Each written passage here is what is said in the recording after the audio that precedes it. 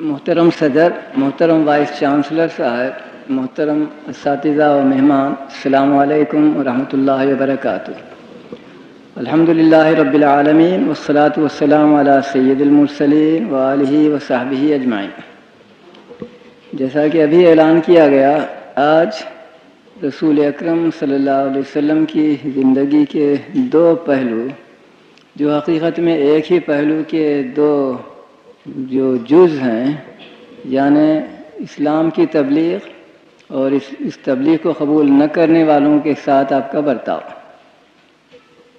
یہ برتاؤ کچھ تو سنت پر مبنی ہوگا، خود رسول کریم کے طرز عمل اور برتاؤ کے باعث، اور کچھ ان احکام پر مبنی ہوگا جو مثلا قرآن مجید میں پائے جاتے ہیں۔ اس بارے میں میرے علم میں ایسی کوئی جامع کتاب نہیں ہے جو خاص اس موضوع پر لکھی گئی ہو، اسی لیے میں کوشش کروں گا کہ تاریخی حیثیت سے یہ دیکھیں کہ رسول اکرم نے جب پہلی وحی نازل ہوئی تو آپ کا طرز عمل کیا رہا اور کس طرح آپ خدا کے پیغام کو دوسروں تک پہنچاتے رہے، اور پھر اس کا جو رد عمل ہوا اس کے سلسلے میں آپ کا کیا برتاؤ رہا، کس طرح آپ اس کا مقابلہ کرتے رہے اور اس کے نتائج۔ تاریخی نقطہ نظر سے ہمیں ایک خاص چیز یہ نظر آتی ہے کہ پہلے دن کی وحی میں تبلیغ کا کوئی حکم نہیں ہے۔ وہ پہلی وحی جس سے آپ سب لوگ واقف ہیں، سورہ اقرا کی 5 آیتیں، جس میں پڑھنے کا حکم دیا گیا رسول اللہ کو، رسول اللہ کے واسطے سے آپ کی امت کو، اور اس کی وجہ بھی بتائی گئی کہ قلم ہی وہ واسطہ ہے جس کے ذریعے سے اللہ لوگوں کو وہ چیزیں بتاتا ہے، سکھاتا ہے جو وہ نہیں جانتے تھے۔ اس کے بعد ہمارے مورخ بیان کرتے ہیں کہ 3 سال تک ایک وقفہ رہا، جسے فترہ کا لفظ استعمال کیا جاتا ہے، ایک وقفہ رہا جس میں کوئی نئی وحی نہ آئی۔ لیکن کسی وحی کے نہ آنے کے باوجود یہ بھی ایک عجیب و غریب چیز ہے کہ تبلیغ کا کام شروع ہو گیا۔ تبلیغ کا حکم صاف طور پر ان آیتوں میں نہ ہونے کے باوجود عملاً اس کا آغاز ہو جاتا ہے۔ وہ ان حالات میں کہ جب یہ وحی نازل ہوئی، پہلی وحی، تو رسول اللہ تھے غار حرا میں، مکے کے مضافات میں، اور یہ رات کے وقت کا واقعہ ہے، اور میرے حساب سے وہ دسمبر کے مہینے کی چیزیں ہیں۔ نہایت سخت سردی جو ہو سکتی ہے مکے میں ہو رہی تھی، تو فوراً ہی آپ دل کی دہشت کے باعث غار کو چھوڑ کر شہر واپس آ جاتے ہیں، اور اپنے مکان میں پہنچ کر اپنی بیوی حضرت خدیجہ سے فرماتے ہیں، زملونی زملونی، مجھے کمبلوں سے ڈھانکو، مجھے کمبلوں سے ڈھانکو۔ چنانچہ ظاہر ہے بیوی نے کیا ہوگا، اور جلدی ہی جب ذرا سکون ہوا، کچھ تو اس سردی کے باعث جس سے گزر کر آپ غار حرا سے یہاں شہر تک آئے تھے، اور کچھ دہشت کے باعث جو جبریل کی آمد اور وہاں پیش آنے والے واقعات کے مشاہدے کے باعث دل میں پیدا ہوئی تھی۔ اور پھر ہمارے مورخوں کے مطابق رسول اکرم نے ایک آخری چیز قصہ سنانے کے بعد اپنی بیوی کو یہ کہی، کیا یہ کوئی شیطان کی طرف کی چیز تو نہیں ہے؟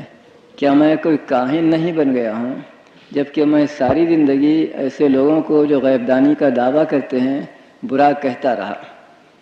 تو بیوی آپ کی تسلی کے لیے کہتی ہیں کہ یقیناً ایسا نہیں ہوگا، کیونکہ تم زندگی بھر لوگوں کی مدد کرتے، غریبوں کی، محتاجوں کی اور بیواؤں کی اور یتیموں کی پرورش کرتے رہے ہو، تو خدا ایسے شخص کا ساتھ نہیں چھوڑے گا، یقیناً تمہیں خدا شیطان کے پلے نہیں باندھے گا۔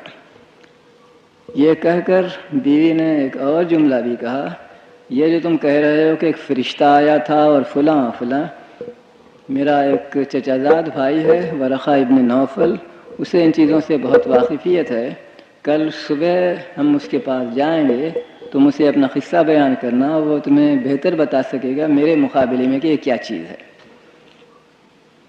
اس کے بعد 2 روایتیں ہیں۔ ایک روایت کے مطابق حضرت خدیجہ ہی رسول اللہ کو ساتھ لے کر اپنے چچا زاد بھائی ورقہ ابن نوفل کے پاس جاتی ہیں جو عیسائی تھے۔ دوسری روایت کے مطابق اس دن صبح غالباً حسب عادت حضرت ابو بکر آپ کے ہاں تشریف لائے، کیونکہ دونوں تاجر تھے، رسول اللہ بھی تجارت میں حصہ لیتے تھے، ابو بکر بھی تاجر تھے، اور پھر ساتھی باہم دوستی وغیرہ بھی بہت گہری تھی، تو حضرت ابو بکر آپ کے ہاں تشریف لاتے ہیں اور خدیجہ ان کو قصہ سنا کر یا رسول اللہ سے فرمائش کر کے کہ ابو بکر کو قصہ سنا، حضرت ابو بکر کے ساتھ رسول اللہ کو ورقہ ابن نوفل کے ہاں بھیجتی ہیں۔ جو بھی ہو اپنے ساتھ لے گئی ہوں یا ابو بکر کے ہمراہ بھیجی ہوں، رسول اللہ ورقہ ابن نوفل کے ہاں پہنچتے ہیں اور قصہ سناتے ہیں۔ ورقہ ابن نوفل کے متعلق لکھا ہے کہ عمر کی درازی کے باعث وہ نابینا ہو چکے تھے، اندھے تھے۔ بہرحال قصہ سن کر بے اختیار ورقہ ابن نوفل کی زبان سے یہ جملہ نکلا کہ جو کچھ تم نے بیان کیا ہے اگر وہ سچا ہے تو یہ ناموس موسیٰ کے مماثل چیز ہے۔ میں ابھی اس کی تشریح کروں گا، اور اگر میں زندہ رہا اس وقت تک جب کہ تمہاری قوم تمہارے ساتھ بدسلوکی کرے گی اور تمہیں اپنے شہر سے نکال دے گی، تو اس وقت میں تمہارا ساتھ دیتا اور تمہاری مصیبتوں کو دور کرنے کی کوشش کرتا۔ تو ناموس کے لفظ پر آنے سے پہلے اس آخری حصے کی میں تکمیل کرتا ہوں۔ رسول اللہ نے کہا کیا اس بات پر کہ میں خدا کا پیغام لوگوں کو پہنچاؤں لوگ مجھ پر ظلم و ستم کریں گے، اذیت دیں گے اور مجھے شہر سے اپنے ملک سے نکال دیں گے؟ تو ورقہ ابن نوفل نے کہا ہاں، کوئی نبی ایسا نہیں آیا ہے جس کو اس کی امت نے چند کافروں نے تکلیف نہ دی ہو۔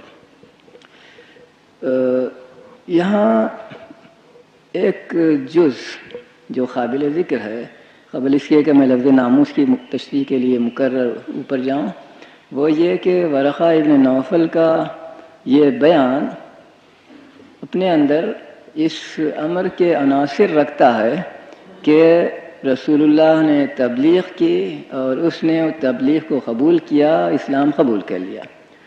صاف اور صریح الفاظ میں نہیں، لیکن اس کے عناصر اس میں پائے جاتے ہیں۔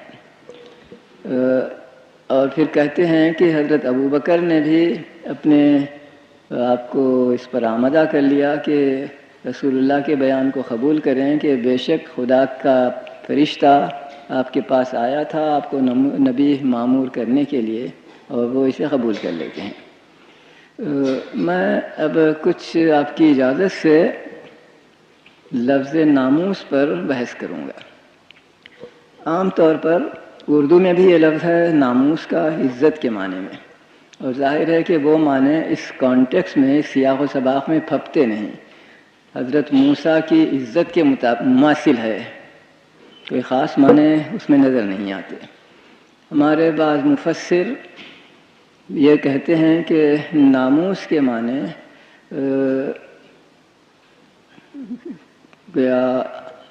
قابل اعتماد چیز کے ہوتے ہیں، اس کے بھی یہاں کوئی خاص معنی مجھے نظر نہیں آتے۔ میں شاید یہ جسارت کر سکتا ہوں اگر یہ بیان کروں کہ جس کانٹیکسٹ میں وہ الفاظ استعمال ہوئے ہیں وہاں ہمیں ایک اور معنی دینے کی ضرورت ہوتی ہے۔ ورقہ ابن نوفل کے متعلق میں بھی بیان کر چکا ہوں کہ وہ عیسائی ہو چکے تھے، اور یہ بھی بیان کیا جاتا ہے جیسا کہ بخاری کی حدیثوں میں ہے کہ انہیں سریانی زبان آتی تھی، اور سریانی زبان سے انہوں نے انجیل کا ترجمہ عربی زبان میں کیا تھا، اور عربی میں اس کا ترجمہ لکھا بھی تھا، سریانی زبان انہیں آتی تھی۔ تو ان حالات میں کیا یہ ممکن نہیں کہ یہ سریانی زبان میں موجود ایک یونانی لفظ ہو؟ اگر اس مفروضے کو فرض کر کے ہم چلیں تو فوراً ہی اس کے معنی واضح ہو جاتے ہیں ناموس کا لفظ جو نوموس ہے یونانی میں، وہ ترجمہ ہے تورات کا.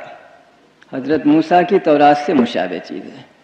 تم پر جو اللہ کا پیغام نازل ہوا ہے وہ حضرت موسیٰ کی تورات سے مشابہ ہے. تو ظاہر ہے کہ یہ اس کانٹیکس میں زیادہ پھپتا ہے اور زیادہ مناسب و معقول معلوم ہوتا ہے. اس ابتدائی واقعے کے بعد یہ کہنا مشکل ہے کہ رسول اکرم صلی اللہ علیہ وسلم نے کیا کیا تھا بجز مفروضات کے. غالباً وہ بار بار مختلف لوگوں کو، مختلف دریافت کرنے والوں کو اپنا قصہ سناتے ہوں گے کہ مجھے یہ چیز پیش آئی اور جبریل نے مجھے یوں کیا اور مجھے یہ بتایا. میں ایک چھوٹی سی چیز کا تکملہ کرتے چلوں. پہلی وحی کے سلسلے میں بلازری کی انصاب الاشراف میں کچھ تفصیلیں اور بھی ہیں.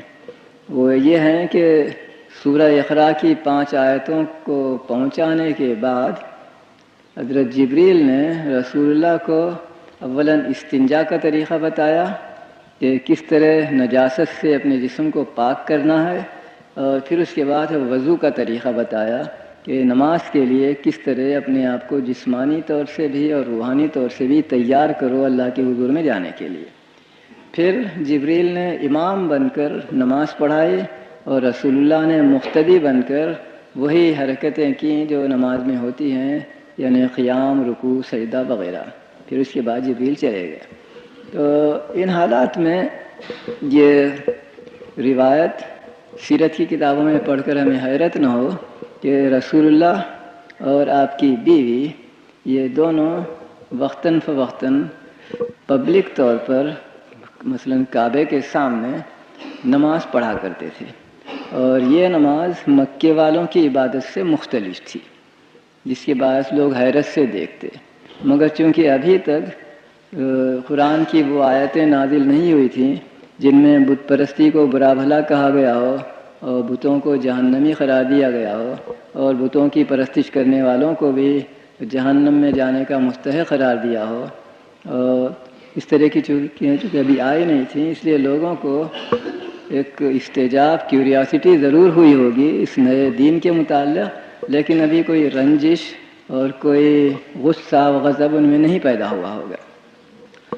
بہرحال ہمیں 2-3 نو مسلم نظر آتے ہیں.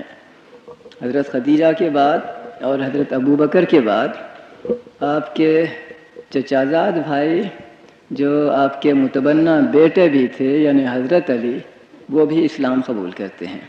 اسی طرح آپ کے غلام زید ابن ثابت جو ایک نوجوان شخص تھے، وہ گھر ہی میں رہتے تھے، وہ بھی اسلام قبول کرتے ہیں. تو گویا 5-7 آدمیوں کی جماعت تھی جو اولین مسلمانوں میں شامل ہے.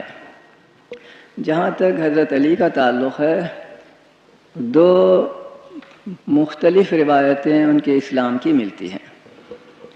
پہلی روایت کے مطابق وہ رسول اللہ کو نماز پڑھتا دیکھ کر، چونکہ بالکل کم سن تھے، 7-8 سال کی ان کی عمر تھی، وہ خود بھی تقلید کرنے لگتے ہیں اور اسی طرح نماز میں شریک ہو کر عبادت میں حصہ لیتے ہیں،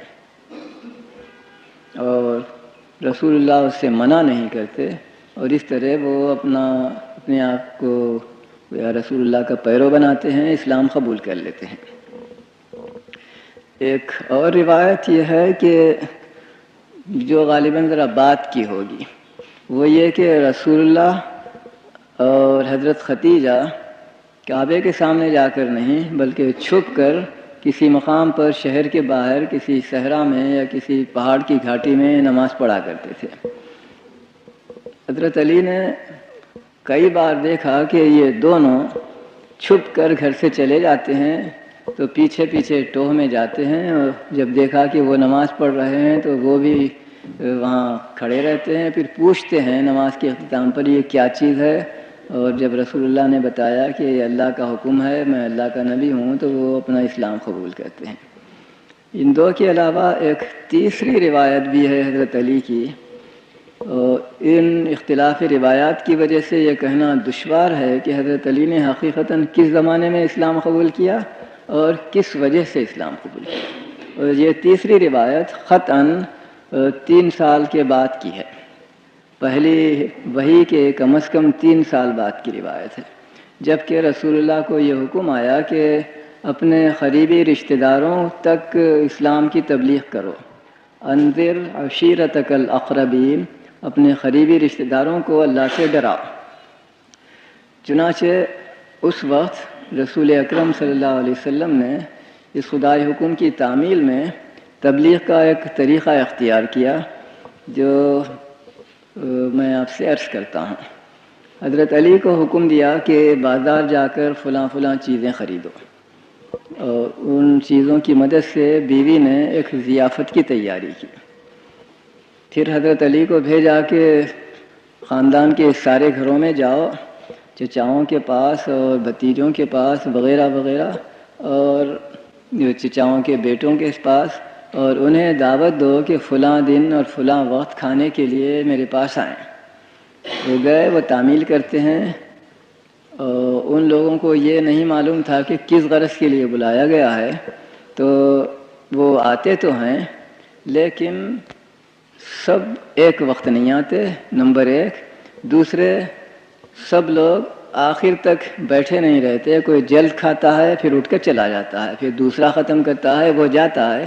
تو نتیجہ یہ نکلا کہ آخری شخص کے کھانے کے ختم ہونے پر سوائے اس آخری شخص کے کوئی شخص موجود نہیں تھا.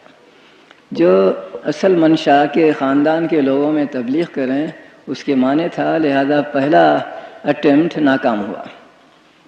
کچھ دنوں کے بعد رسول اللہ نے مکرر وہی تدبیر کی.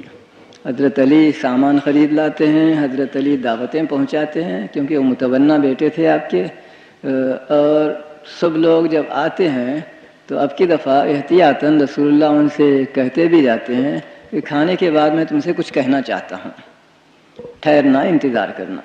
چنانچہ اب کے سب لوگ استجاب کی حالت میں کہ وہ کیا بات ہوگی جس کے لیے ہمیں بلایا گیا ہے، ٹھہرتے ہیں، انتظار کرتے ہیں. کھانے کے بعد رسول اللہ ان سے مخاطب ہو کر کہتے ہیں کہ بت پرستی کیوں بری ہے، خدا کو ایک ماننا کیوں ضروری ہے، اور پھر اس کے نتائج یعنی آخرت کی زندگی، خدا کا حساب و کتاب وغیرہ. چند ابتدائی بنیادی چیزیں جو اسلام کی تھیں وہ سناتے ہیں. اس سلسلے میں طبری کی روایت دلچسپ ہے. طبری کا بیان ہے کہ اس تبلیغ کا ایک جملہ، غالباً آخری جملہ یہ تھا کہ تم میں سے جو شخص میری دعوت کو قبول کرے گا وہ میرا جانشین اور میرا خلیفہ ہوگا. کہتے ہیں کہ اس وقت حضرت علی جو بچہ تھے اٹھ کر کھڑے ہوئے اور کہنے لگے میں اسلام قبول کرتا ہوں. موقع ہاتھ آیا، ابو لہب کو، رسول اللہ کے چچا کو قہقہہ مار کر ہنسا، تالی بجا کر کہنے لگا ابو طالب مبارک ہو، آج سے تم اپنے بیٹے کے ماتحت بن چکے ہو. تو انہیں ایک حدت پیدا ہوئی، غضب، وہ ساری عمر اس کے لیے آمادہ نہیں ہو سکے کہ رسول اللہ کی اتباع کریں، رسول اللہ کی نبوت کو قبول کریں. اس بیان کا منشا یہ ہے کہ تبلیغ کا طریقہ کیا تھا. میں اس بحث میں جانا نہیں چاہتا کہ حضرت علی کے ایمان لانے کا طریقہ کیا تھا، کب ایمان لائے وغیرہ، وہ ایک ذیلی علیحدہ چیز ہے. لیکن ہمیں یہ نظر آتا ہے کہ تبلیغ کے سلسلے میں رسول اللہ نے کیا تدبیر اختیار کی. وہ یہ کہ سب سے پہلے اپنے خاندان کے لوگوں میں تبلیغ کرتے ہیں جو گھر میں ہی رہتے ہیں. متبنہ بیٹا ہے، بیوی ہے، غلام ہے، اور انتہائی قریبی دوست مثلاً حضرت ابو بکر ہیں. اس کے کچھ دنوں کے بعد ایک دوسری وحی نازل ہوتی ہے جس میں یہ حکم آتا ہے فاصدع بما تؤمر واعرض عن المشرکین. اس کے معنی ہیں کہ جس چیز کا تجھے حکم دیا جاتا ہے وہ کھول کر بیان کر دے، اور مشرکوں سے پہلو تہی کر، ان سے کی پرواہ نہ کر. اس حکم کے آنے پر رسول اللہ اپنے میں ایک طرح کی دہشت محسوس کرتے ہیں کہ شہر بت پرست ہے. اگر میں وہاں کے لوگوں کو برملا یہ کہوں کہ تمہارا دین غلط ہے، تمہارے بت تمہارے لیے کبھی حفاظت کا اور نجات کا باعث نہیں بن سکتے وغیرہ تو لوگ خفا ہوں گے، میں کیسے بیان کروں؟ تو حضرت جبریل نے تشفی کی کہ خدا تمہیں چھوڑے گا نہیں، خدا تمہاری حفاظت کرے گا اور تمہارے دشمن تمہارے جان پر حملہ نہیں کریں گے۔ غرض کچھ اس طرح کی تفصیلیں ہمیں سیرت کی کتابیں ملتی ہیں۔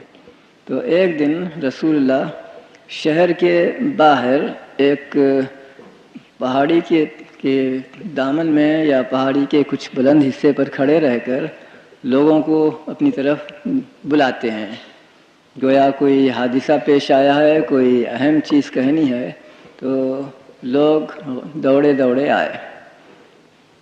اس کے بعد آپ نے کہا کہ میں فلاں قبیلے کے لوگوں ہی کو مخاطب کرنا چاہتا ہوں، تو جو لوگ اس قبیلے کے نہیں تھے وہ چلے گئے۔ پھر اس کی ایک شاخ کا ذکر کیا، میں صرف ان سے گفتگو کرنا چاہتا ہوں، غرض بجائے سارے شہر کو مخاطب ہو کر تبلیغ کرنے کے اس کے ایک محدود حصے کو اس دن آپ نے مخاطب فرمایا تھا۔ اور تخاطب کا انداز کچھ اس طرح تھا، اے لوگو، اے بھائیو، اگر میں تم سے یہ بیان کروں کہ اس پہاڑ کے پیچھے دوسری طرف ایک دشمن کی فوج آئی ہوئی ہے اور وہ تم پر حملہ کرنے والی ہو، تو کیا تم میری بات پر اعتماد کرو گے؟ ان کا جواب تھا کہ آج تک ہم نے تمہیں کبھی جھوٹ بولتے نہیں پایا، اگر تم سیریسلی کہتے ہو کہ واقعی ایک دشمن اس طرف آیا ہوا پڑاؤ ڈالے پڑا ہے تو ہم تمہاری بات پر یقین کریں گے، کیوں نہیں؟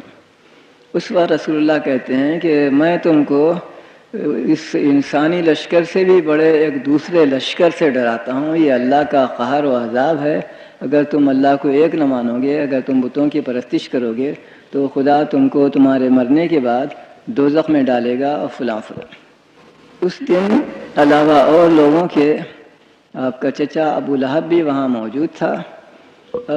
یہ چونکہ ذرا دیر لگی اس واقعے کو، پہلے سب لوگوں کو بلایا، پھر ایک جز کو جانے کے لیے کہا، پھر دوسرے جز کو، آخر میں ایک محدود حصہ رہا جس میں کافی دیر لگی، ممکن ہے گھنٹہ آدھ گھنٹہ لگا ہو۔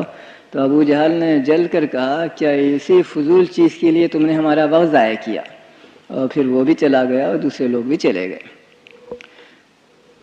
اس وقت شاید بے محل نہ ہوگا اگر میں کچھ الفاظ اس وجہ کی بیان کروں کہ کیوں ابو لہب کو اپنے بھتیجے رسول اللہ سے اس طرح کی قد اور نفرت تھی۔ بلازری ہی نے انصاب الاشراف میں اس کا ایک واقعہ بیان کیا ہے جو ممکن ہے نفسیاتی نقطہ نظر سے اس کا حل ہو، اس سوال کا جواب ہو۔ لکھا ہے کہ رسول اللہ بچے تھے ایک دن، اور گھر میں دو بھائی یعنی ابو لہب اور ابو طالب کسی بات پر دونوں لڑ پڑے۔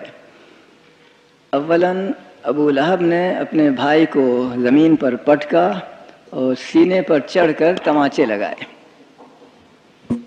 اس کو دیکھ کر رسول اللہ، جو ان دنوں ابو طالب کی کفالت میں تھے، دادا کی وفات ہو چکی تھی، دوڑے ہوئے آتے ہیں اور ابو لہب کو ابو طالب کی پیٹھ پر سے ڈھکیل کر ہٹاتے ہیں، اور اس طرح ابو طالب کو موقع ملتا ہے کہ اٹھ کھڑے ہوں۔ اب وہ ابو لہب کو زمین پر پٹکتے ہیں، اس کے پیٹ پر چڑھ کر اپنا بدلہ لیتے ہیں اور اسے تماچے لگاتے ہیں۔ اس وقت رسول اللہ نے کچھ نہیں کیا، چپ رہے، کھڑے رہے۔ ابو لہب جل کر کہنے لگا، اے محمد، ابو طالب بھی تیرا چچا ہے، میں بھی تیرا چچا ہوں، تب تو اس نے ابو طالب کی مدد کی، اب میری مدد کو تو کیوں نہیں آتا؟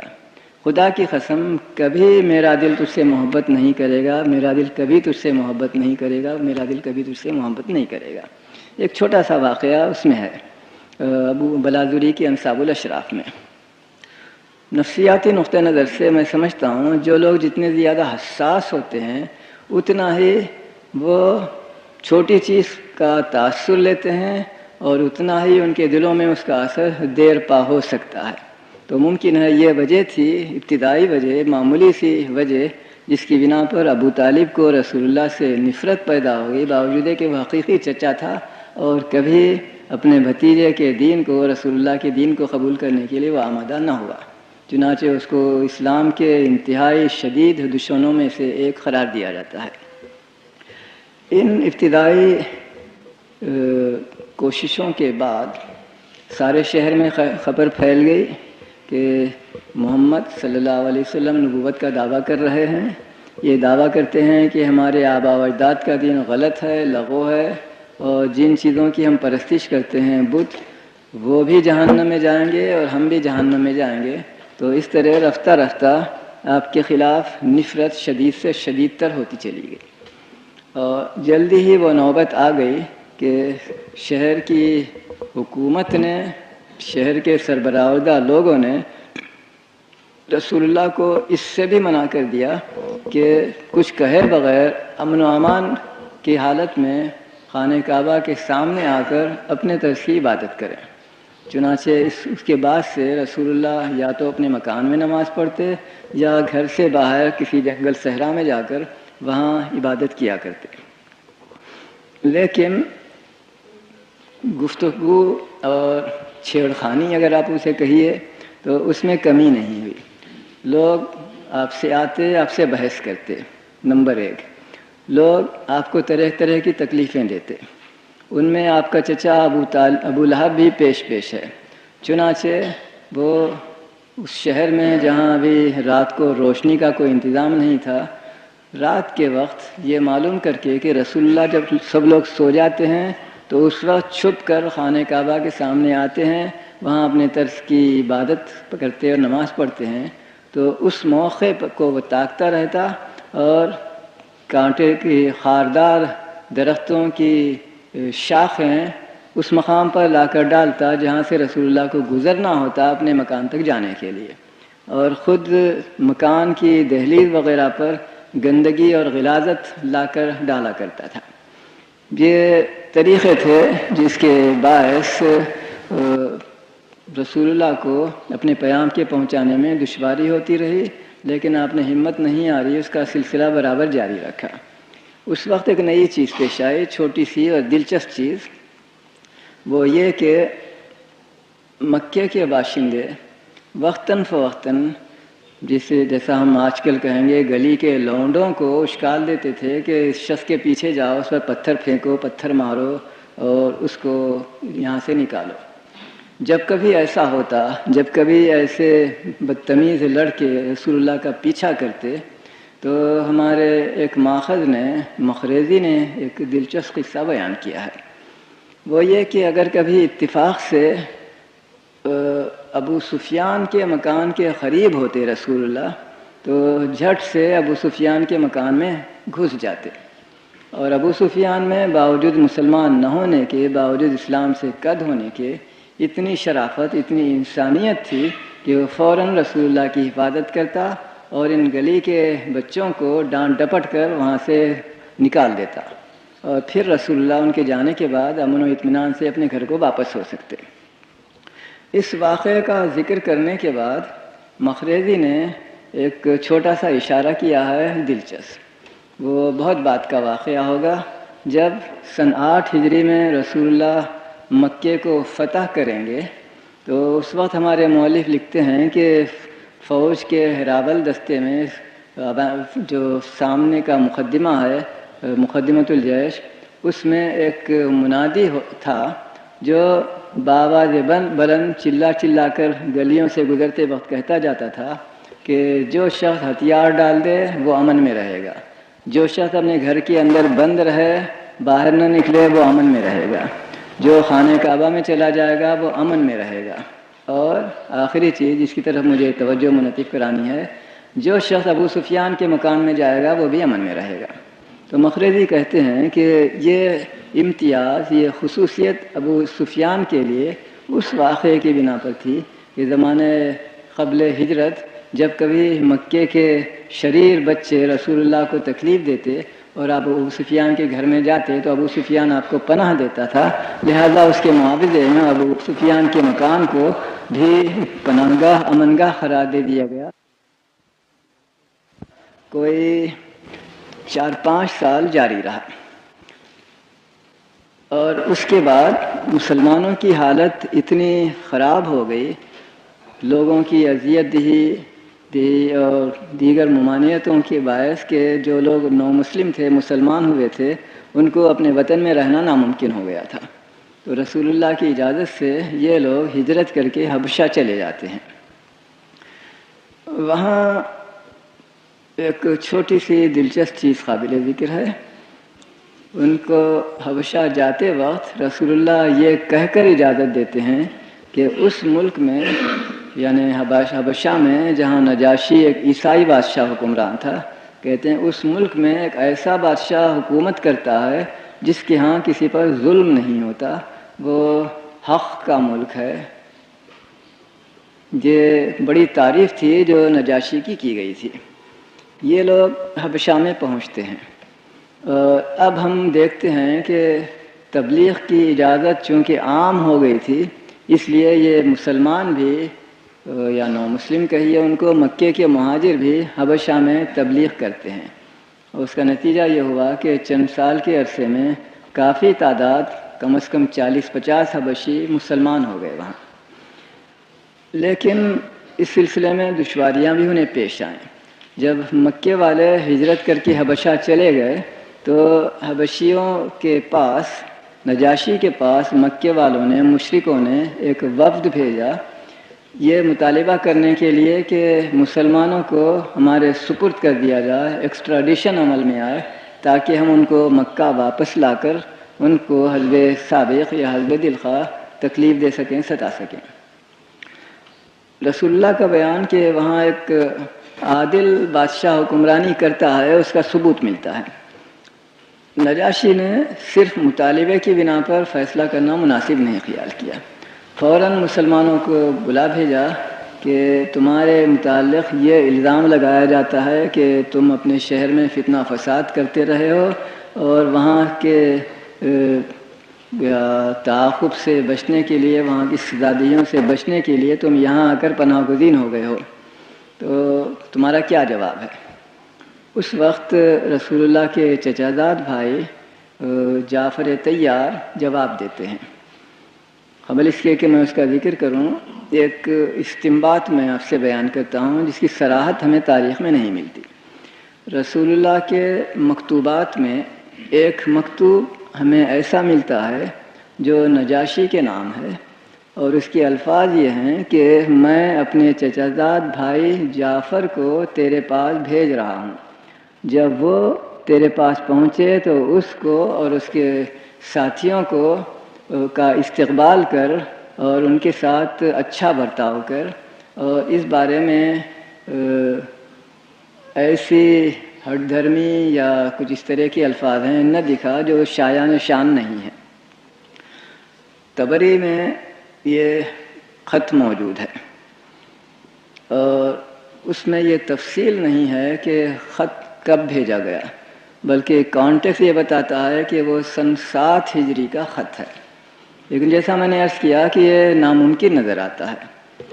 یہ خط بطور تعارف کے جعفر طیار کو دیا جانا چاہیے، وہ خط لے کر گئے ہوں گے سن 5 نبوی میں، ہجرت سے بہت پہلے، اور نجاشی کو دیا ہوگا، کیونکہ اگر سن 7 ہجری میں بھیجا جائے تو یہ وہ وقت ہے جب مسلمان مہاجرین حبشہ سے مدینہ واپس جا رہے تھے، تو قیام کے اختتام پر اور پناہ طلبی کے ختم ہونے کے وقت تعارفی خط بھیجنا ذرا نامعقول سی بات نظر آئے گی۔ اسی لیے میرا گمان یہ ہے کہ مورخوں کے سکوت کے باوجود یہ کہنا پڑتا ہے کہ اولین جماعت مہاجرین مکہ کی جو حبشہ گئی، اس وقت رسول اللہ نے ان کو یہ خط بطور تعارف دیا تھا۔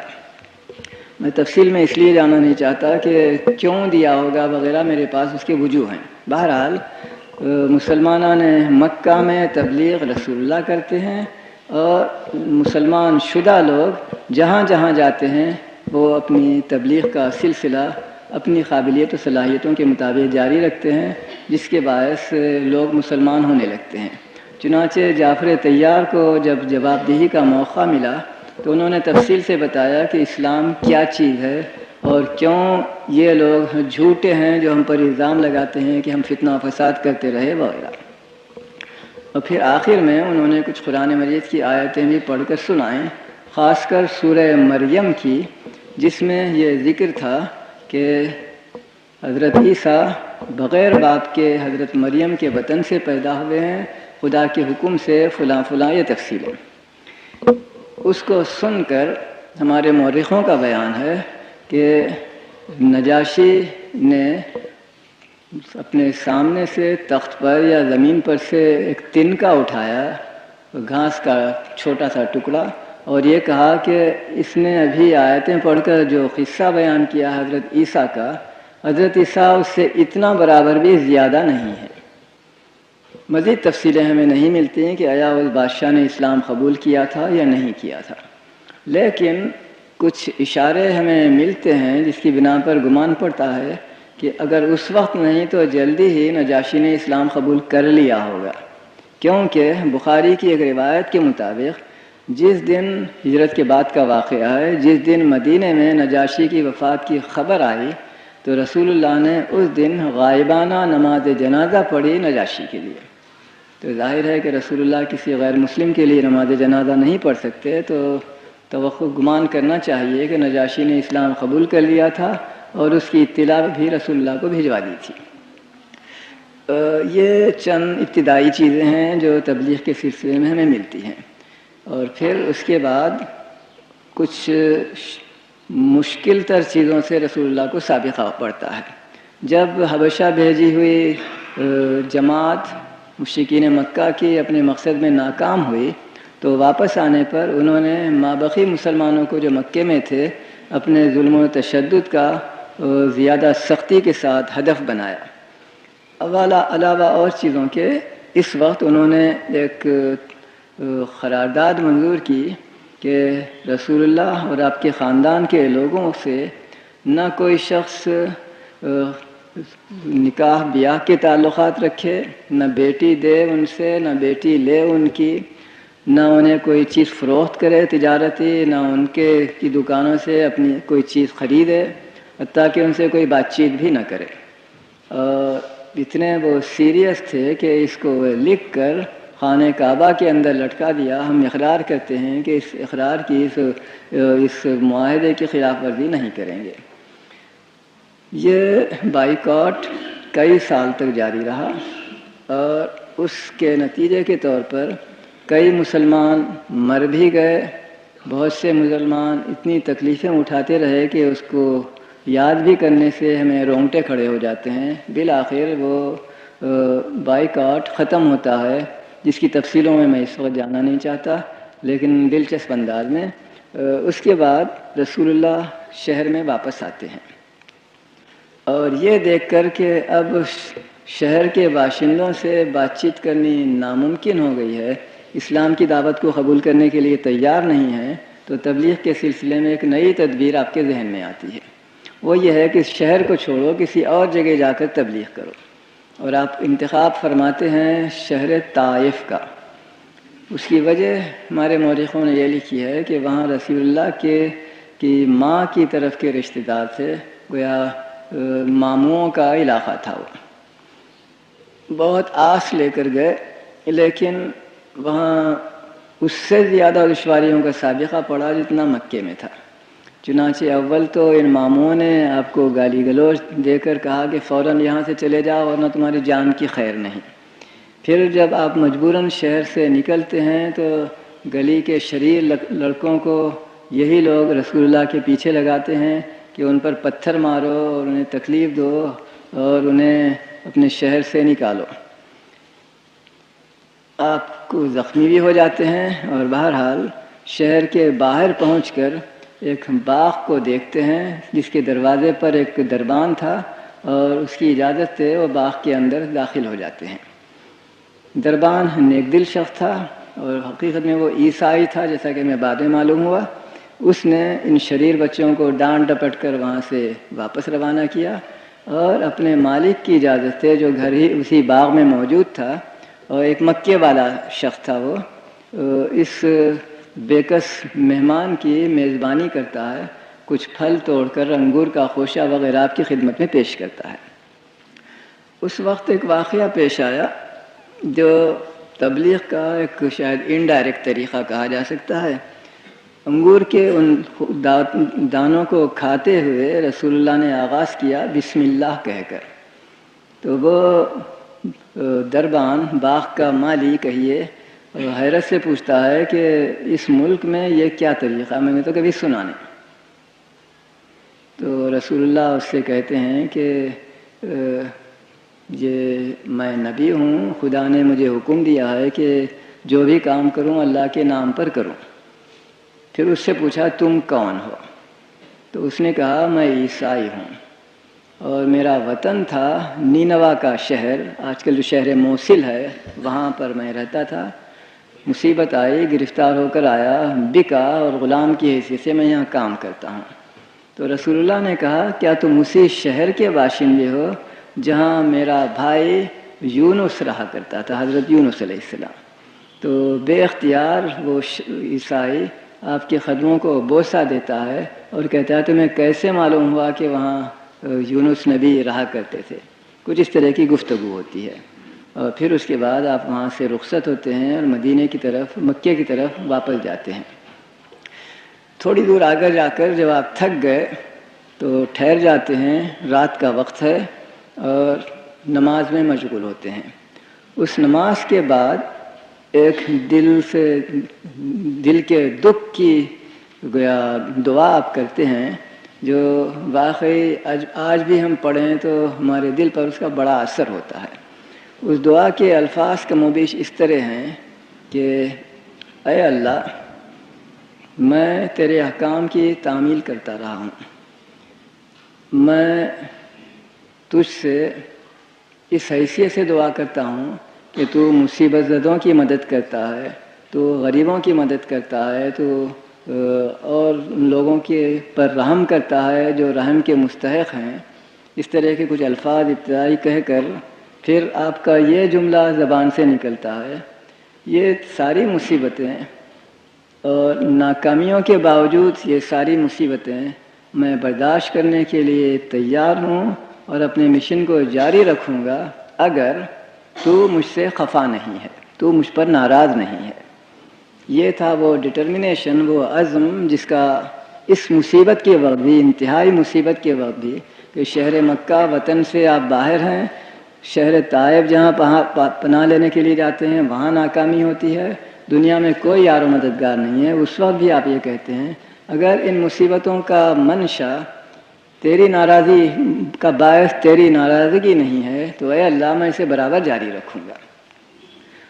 یہ امتحان کی آخری چیز تھی جس میں رسول اللہ کامیاب ہوتے ہیں، تو اسی وقت سے روشنی کی ایک کرن نکلنی شروع ہو جاتی ہے۔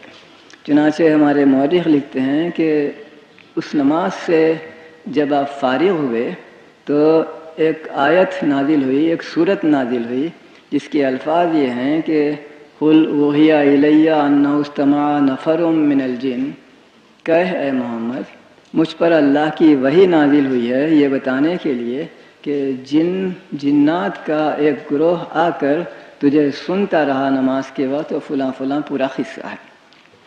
یہ الفاظ کہ مجھ پر وحی کی گئی ہے کہ جنوں کا ایک گروہ مجھے سن رہا تھا، اس سے میں تو یہ نتیجہ نکالتا ہوں کہ رسول اللہ نے ان کو نہ دیکھا نہ ان کے وجود کو محسوس کیا۔ جب تک خدا نے اطلاع نہ دی آپ کو اس کی اطلاع نہیں ہوئی۔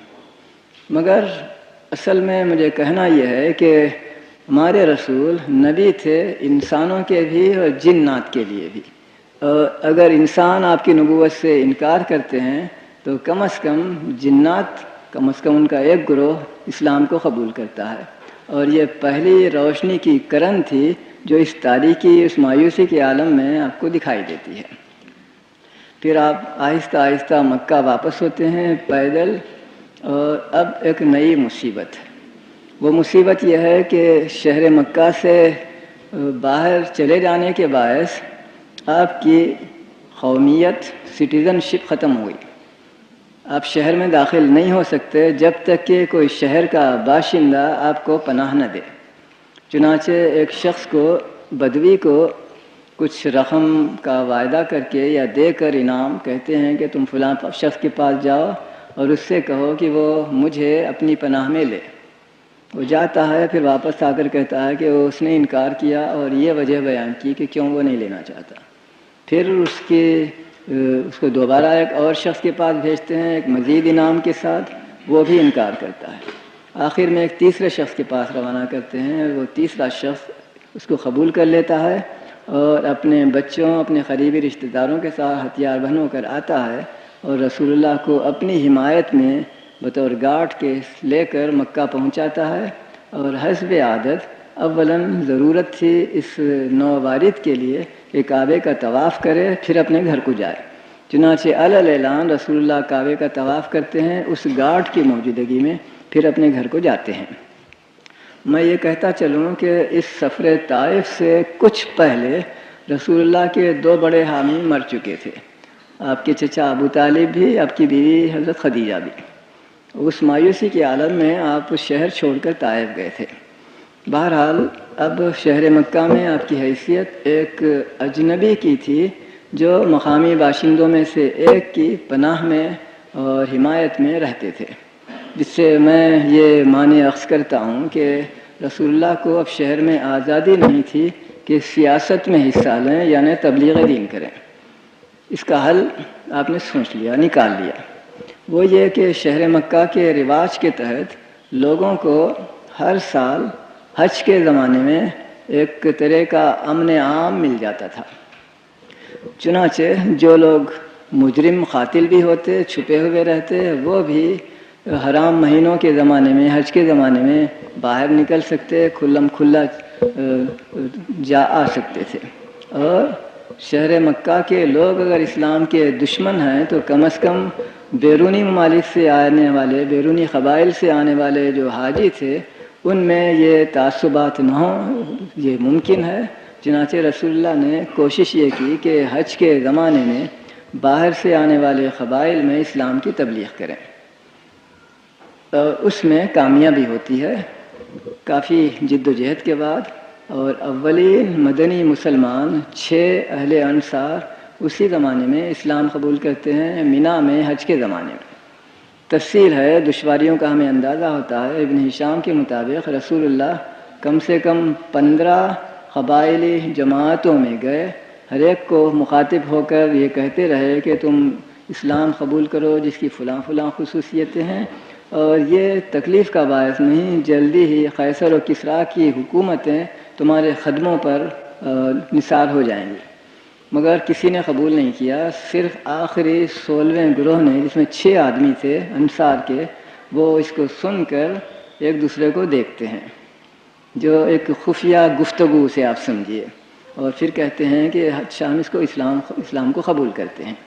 وہ وجہ یہ ہوئی تھی کہ شہر مدینہ میں چونکہ بہت سے یہودی بستے تھے، اور ہمارے مورخ بیان کرتے ہیں جب کبھی عربوں میں اور یہودیوں میں جھگڑا ہوتا مدینے میں تو یہودی ان کو کہتے اچھا ذرا انتظار کرنا، آج تو تم ہمیں مار سکتے ہو لیکن جلدی ہی آخری نبی آنے والا ہے، جب وہ آئے گا تو ہم اس کی اتباع کر کے تم کو دنیا سے نیست و نابود کر دیں گے، تمہارا بچہ بوڑھا عورت مرد ہر شخص کو ہم قتل کر دیں گے۔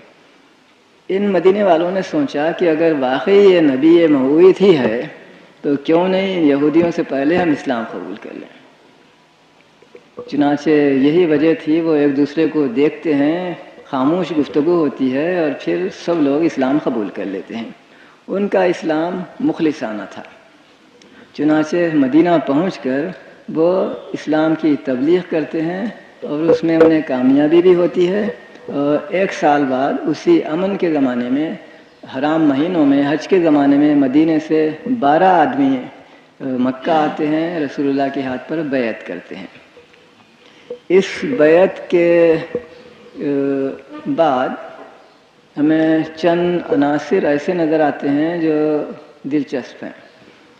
رسول اللہ نے ان 12 آدمیوں کو، جو 12 مختلف قبیلوں کے نمائندہ تھے، اپنی طرف سے ان قبیلوں میں نائب یا سردار مامور کیا۔ اس میں ایک طرف تو ہمیں یہ نظر آتا ہے کہ رسول اللہ کی طبیعت میں تنظیم تھی اور وہ مسلمانوں میں ایک نظام مرکزی پیدا کرنا چاہتے تھے۔ دوسری طرف اس کو رسول اللہ نامزد کرتے ہیں، جس کے معنی ہے کہ وہ سردار بحق خود نہیں ہے بلکہ ایک برتر اقتدار کی طرف سے اس کو سردار مامور کیا گیا ہے، وہ اس کے ماتحت ہے۔ جو کسی کو نامزد کرتا ہے وہی اس کو معزول بھی کر سکتا ہے. غرض یہ ہے کہ کچھ سیاسی امپلیکیشن اس کے اندر ہیں. اس نامزدگی کے بعد وہی لوگ رسول اللہ سے فرمائش کرتے ہیں کہ ہمیں ایک معلم دو جو اسلام سے ہماری مقابلے میں زیادہ واقف ہو اور مدینہ پہنچ کر وہ ہمیں دین بھی سکھائے اور تبلیغ بھی کرے. رسول اللہ نے مصعب بن عمیر کو روانہ کیا جو ایک بہت ہی مخلص مسلمان تھے اور نظر آتا ہے کہ وہ نفسیات کے بڑے ماہر تھے اور انہیں لوگوں کو اسلام پر آمادہ کرنے کی بڑی غیر معمولی صلاحیتیں تھیں. چنانچہ لکھا ہے کہ انہیں اس میں بہت ہی شاندار کامیابی ہوئی. 20 لوگ مسلمان ہوتے گئے حتیٰ کہ انتہائی اجڑ لوگ بھی اسلام قبول کرتے گئے.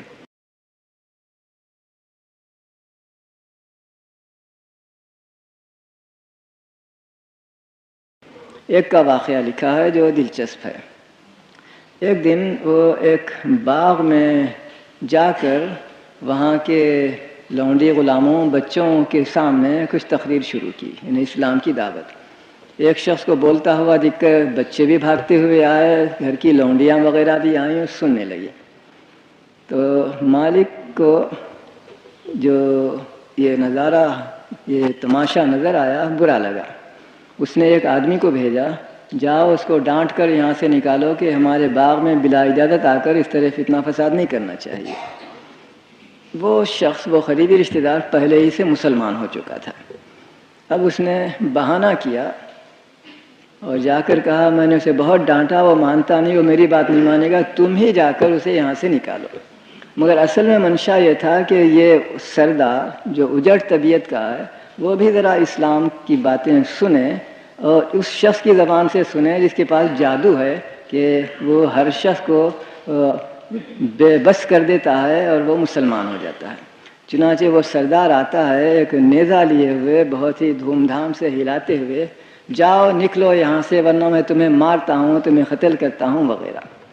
یہ تھے بہت ہی دلچسپ آدمی مصعب بن زبیر. اس کا بجائے گھبرانے کے مسکراہٹ سے استقبال کرتے ہیں اور کہتے ہیں کہ ایک لفظ کی اجازت چاہتا ہوں کہنے کی. وہ یہ ہے کہ یہ معلوم کیے بغیر کہ میں کیا کہہ رہا تھا تم مجھے یہاں سے نکالنا چاہتے ہو. مناسب کیا یہ نہیں ہوگا کہ پہلے سنو کہ میں کیا کہہ رہا ہوں اور پھر اس کے بعد تمہیں اختیار ہے، تم کہو کہ چلے جاؤ میں چلا جاؤں گا بغیر کسی مخالفت اور جھگڑے کے. تو وہ وحشی شخص، اگر میں کہوں اجڑ شخص، کہتا ہاں بات تو ٹھیک ہے. چنانچہ اپنے نیزے کو زمین میں گاڑ کر وہ بیٹھ جاتا. اچھا کہو کیا کہتے ہو. انہوں نے حسب عادت قرآن مجید کی ایک سورت کی تلاوت شروع کی. شروع میں اسے سکون ملا، اس شخص کو چہرے کا جو جوش تھا وہ کم ہوتا ہوا نظر آیا. پھر چہرے پر روشنی کی شعاعیں نکلنے لگیں. پھر خبر اس کی کہ سورت کی تلاوت ختم ہوتی ہے، پوچھتا ہے کہ لوگ کس طرح مسلمان ہوتے ہیں. چنانچہ وہ مسلمان ہو جاتا ہے فوراً اور پھر اپنی عادت کے مطابق اسی اجڑ شخص کی شخصیت کا مظاہرہ کرتے ہوئے نیزہ اٹھاتے ہیں، پھر بڑے زور سے ہلاتے ہوئے گھر کے اندر پہنچتے ہیں. آؤ سب لوگ میرے پاس. چنانچہ عورتیں بھی، بچے بھی، غلام بھی سب بھاگتے ہوئے آتے ہیں. حضور کیا قصہ ہے؟ میں کون ہوں؟ ہمارے سردار، ہمارے سب سے عقل مند آدمی، غلط جو طریقہ ہو سکتا ہے ادب کا وہ اظہار کرتے ہیں. اچھا میرا حکم ہے کہ تم سب فوراً مسلمان ہو جاؤ ورنہ تم مجھ سے زیادہ کوئی دشمن نہیں پاؤ گے، اسی نیزے سے میں تم سب کو ماروں گا. چنانچہ پورا خاندان اس طرح مسلمان ہو جاتا. جب سردار مسلمان ہو تو ظاہر ہے کہ سردار کے ماتحت لوگوں کا مسلمان ہو جانا آسان ہوتا ہے، خاص کر اس پرانے زمانے میں. یہ تھے مختلف طریقے جو ہمیں اسلام کے پھیلنے کے نظر آتے ہیں. رسول اللہ کا طرز عمل، رسول اللہ پر ایمان لانے والوں کا طرز عمل، اور یہ چیزیں ہمیں رسول اللہ کی زندگی کے آخر تک نظر آتی رہیں گی. میرے لیے یہ ممکن نہیں ہے کہ ان کی ساری تفصیلیں آپ سے بیان کروں. 2 مثالیں آپ کو دے کر اس جز کو میں ختم کروں گا. ایک دن رسول اللہ کے مکان میں ایک اجنبی آتا ہے اور مہمانداری چاہتا ہے. چنانچہ رسول اللہ اس کو کھانے کو بھی دیتے ہیں اور رات گزارنے کے لیے ایک کمرہ بھی دیتے ہیں. اور الصبا وہ شخص جو دشمنی کی بدنیتی کے ساتھ ہی وہاں آیا تھا، کمرے میں بستر پر غلاظت کر کے الصبا تڑکے سے خبر اس کے کہ اور لوگ بیدار ہوں اٹھ کر چلا جاتا ہے۔ صبح ہوئی، رسول اللہ وہاں آئے، غلاظت دیکھی تو اس غلاظت کو اپنے ہاتھ سے دھویا اور بستر کو پاک صاف کیا، اور پھر دیکھا کہ وہ شخص جاتے ہوئے بھول کر اپنی تلوار وہیں چھوڑ گیا ہے۔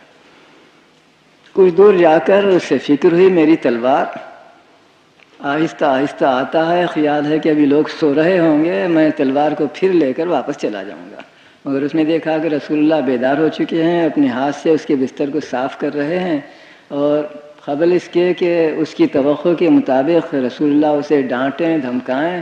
رسول اللہ اس سے کہتے ہیں تم اپنی تلوار بھول گئے تھے، تلوار رکھی ہے، لے لو۔ اس کا نتیجہ یہ ہوا وہ اشہد ان لا الہ الا اللہ اشہد ان محمد رسول اللہ کہہ کر مسلمان ہو جاتا ہے۔ یہ اور اس طرح کے طریقے ہمیں بتاتے ہیں کہ سختی کے وقت نرمی کرنا بعض وقت زیادہ مفید ہوتا ہے بجوز اس کے کہ سختی کا جواب سختی سے دیں۔ ایک اور واقعہ ملتا ہے، ایک جنگ کے سلسلے میں رسول اللہ تشریف لے جاتے ہیں، اب ان کی فوج کی آمد کی خبر سن کر دشمن بھاگ جاتا ہے۔ بھاگتا دور تو نہیں، پہاڑی علاقہ تھا، پہاڑ کے اوپر چڑھ کر کوئی درے میں کچھ اس وادی میں چلا جاتا ہے، اور اس دشمن قبیلے کا سردار پہاڑ کی چوٹی پر چڑھ کر دور سے تاکتا رہتا ہے کہ یہ فوج کیا کرتی ہے، اسے دیکھے۔ اس دن بارش ہوئی، چنانچہ بارش کی وجہ سے رسول اللہ اور آپ کے ساتھی تتر بتر ہو گئے، اور خود رسول اللہ ایک درخت کے نیچے لیٹ کر اپنا کرتا اپنی قمیض درخت کی شاخ پر لٹکا دیتے ہیں تاکہ وہ خشک ہو جائے، اور پھر لیٹ کر آرام فرمانے لگتے ہیں۔ دشمن جو اوپر سے تاک رہا تھا دیکھتا ہے کہ رسول اللہ تنہا ہیں، سوئے ہوئے ہیں، تو وہ آتا ہے اور تلوار کھینچ کر چلا کر کہتا ہے، عربی طریقہ تھا کہ سوتے کو مارا نہیں جاتا، یہ شیولری کے خلاف ہے، اے محمد تجھے اب میرے ہاتھ سے کون بچائے گا؟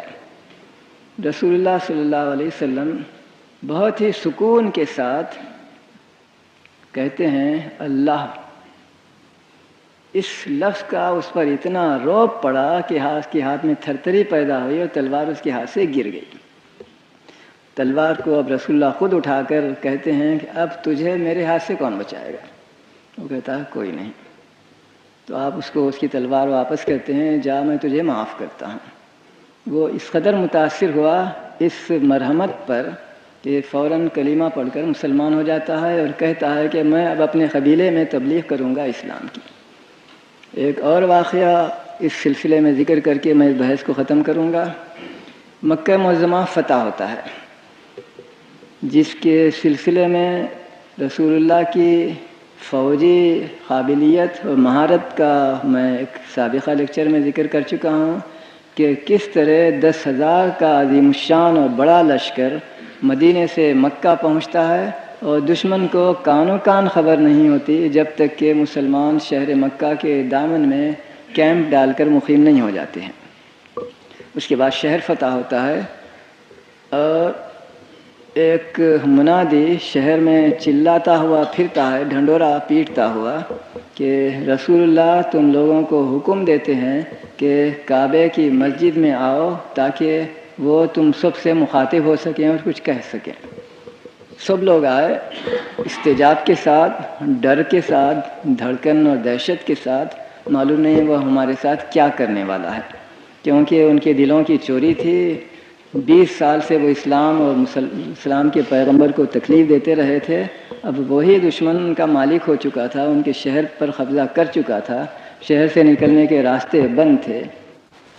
وہ کعبے کی چھت پر چڑھ کر اذان دیتے ہیں، اللہ اکبر اللہ اکبر۔ حاضرین میں کچھ مسلمان تھے اور سارے مکے کے غیر مسلم لوگ بھی وہاں بیٹھے ہوئے تھے۔ ایک شخص جو اسلام کے سخت دشمنوں میں سے ایک تھا، عتاب ابن اسید، وہ اذان کو سن کر اپنے ایک دوست کے کان میں، جو وہ بھی غیر مسلم ہے، کانا پوسی کرتے ہوئے کہتا ہے، اللہ کا شکر میرا باپ مر چکا ہے، ورنہ آج وہ برداشت نہیں کر سکتا کہ اللہ کے گھر کی چھت پر ایک کالا گدھا چڑھ کر ہینگے۔ یہ حضرت بلال کی طرف اس کا اشارہ تھا۔ میں اس کو یہیں روکتا ہوں۔ رسول اللہ نماز پڑھتے ہیں، اس کے بعد لوگوں کی طرف مخاطب ہو کر کہتے ہیں تم اب مجھ سے کیا توقع کرتے ہو؟ ظاہر ہے کہ ان کے پاس سوائے شرم سے سر جھکا لینے کے کوئی جواب نہیں تھا، اور وہ صرف اس قدر کہہ سکے کہ تو شریف ہے، شریف زادہ ہے، تو اسے شرافت ہی کی توقع کی جا سکتی ہے۔ اس وقت رسول اللہ نے فرمایا آج تم پر کوئی ذمہ داری باقی نہیں ہے، کوئی جواب دہی باقی نہیں ہے، جاؤ تم سب آزاد ہو۔ اس غیر متوقع اعلان پر عتاب ابن اسید، جو ابھی 2 منٹ پہلے اذان دینے پر اس طرح کی نامعقول باتیں کر چکا تھا، وہ اپنے آپ پر قابو نہیں رکھ سکتا، اچھل پڑتا ہے، آگے بڑھتا ہے، رسول اللہ کے سامنے آ کر کہتا ہے اے محمد میں عتاب ابن اسید ہوں، اشہد ان لا الہ الا اللہ اشہد ان محمد رسول اللہ۔ یہ تھا اس کا ریاکشن اس امنسٹی، اس اعلان معافی اور آزادی کی وجہ سے کہ جس وقت سختی کا موقع ہوتا ہے اس وقت رسول اللہ نرمی کا مظاہرہ کرتے ہیں اور اس کا اثر زیادہ ہوتا ہے بنسبت تلوار کے، اس لیے کہ مکے پر رسول اللہ کا قبضہ ہو چکا تھا۔ 20 سال سے مکے والے مسلمانوں کو ستا رہے تھے، یہ آسانی سے ممکن تھا، اس کی قوت موجود تھی، رسول اللہ کے ہاتھ میں حکم دیتے کہ ان سب کا قتل عام کرو، آپ نے نہیں کیا۔ کم از کم آپ یہ حکم دے سکتے تھے کہ ان سب کو غلام بنا ڈالو، آپ کر سکتے تھے، آپ نے نہیں کیا۔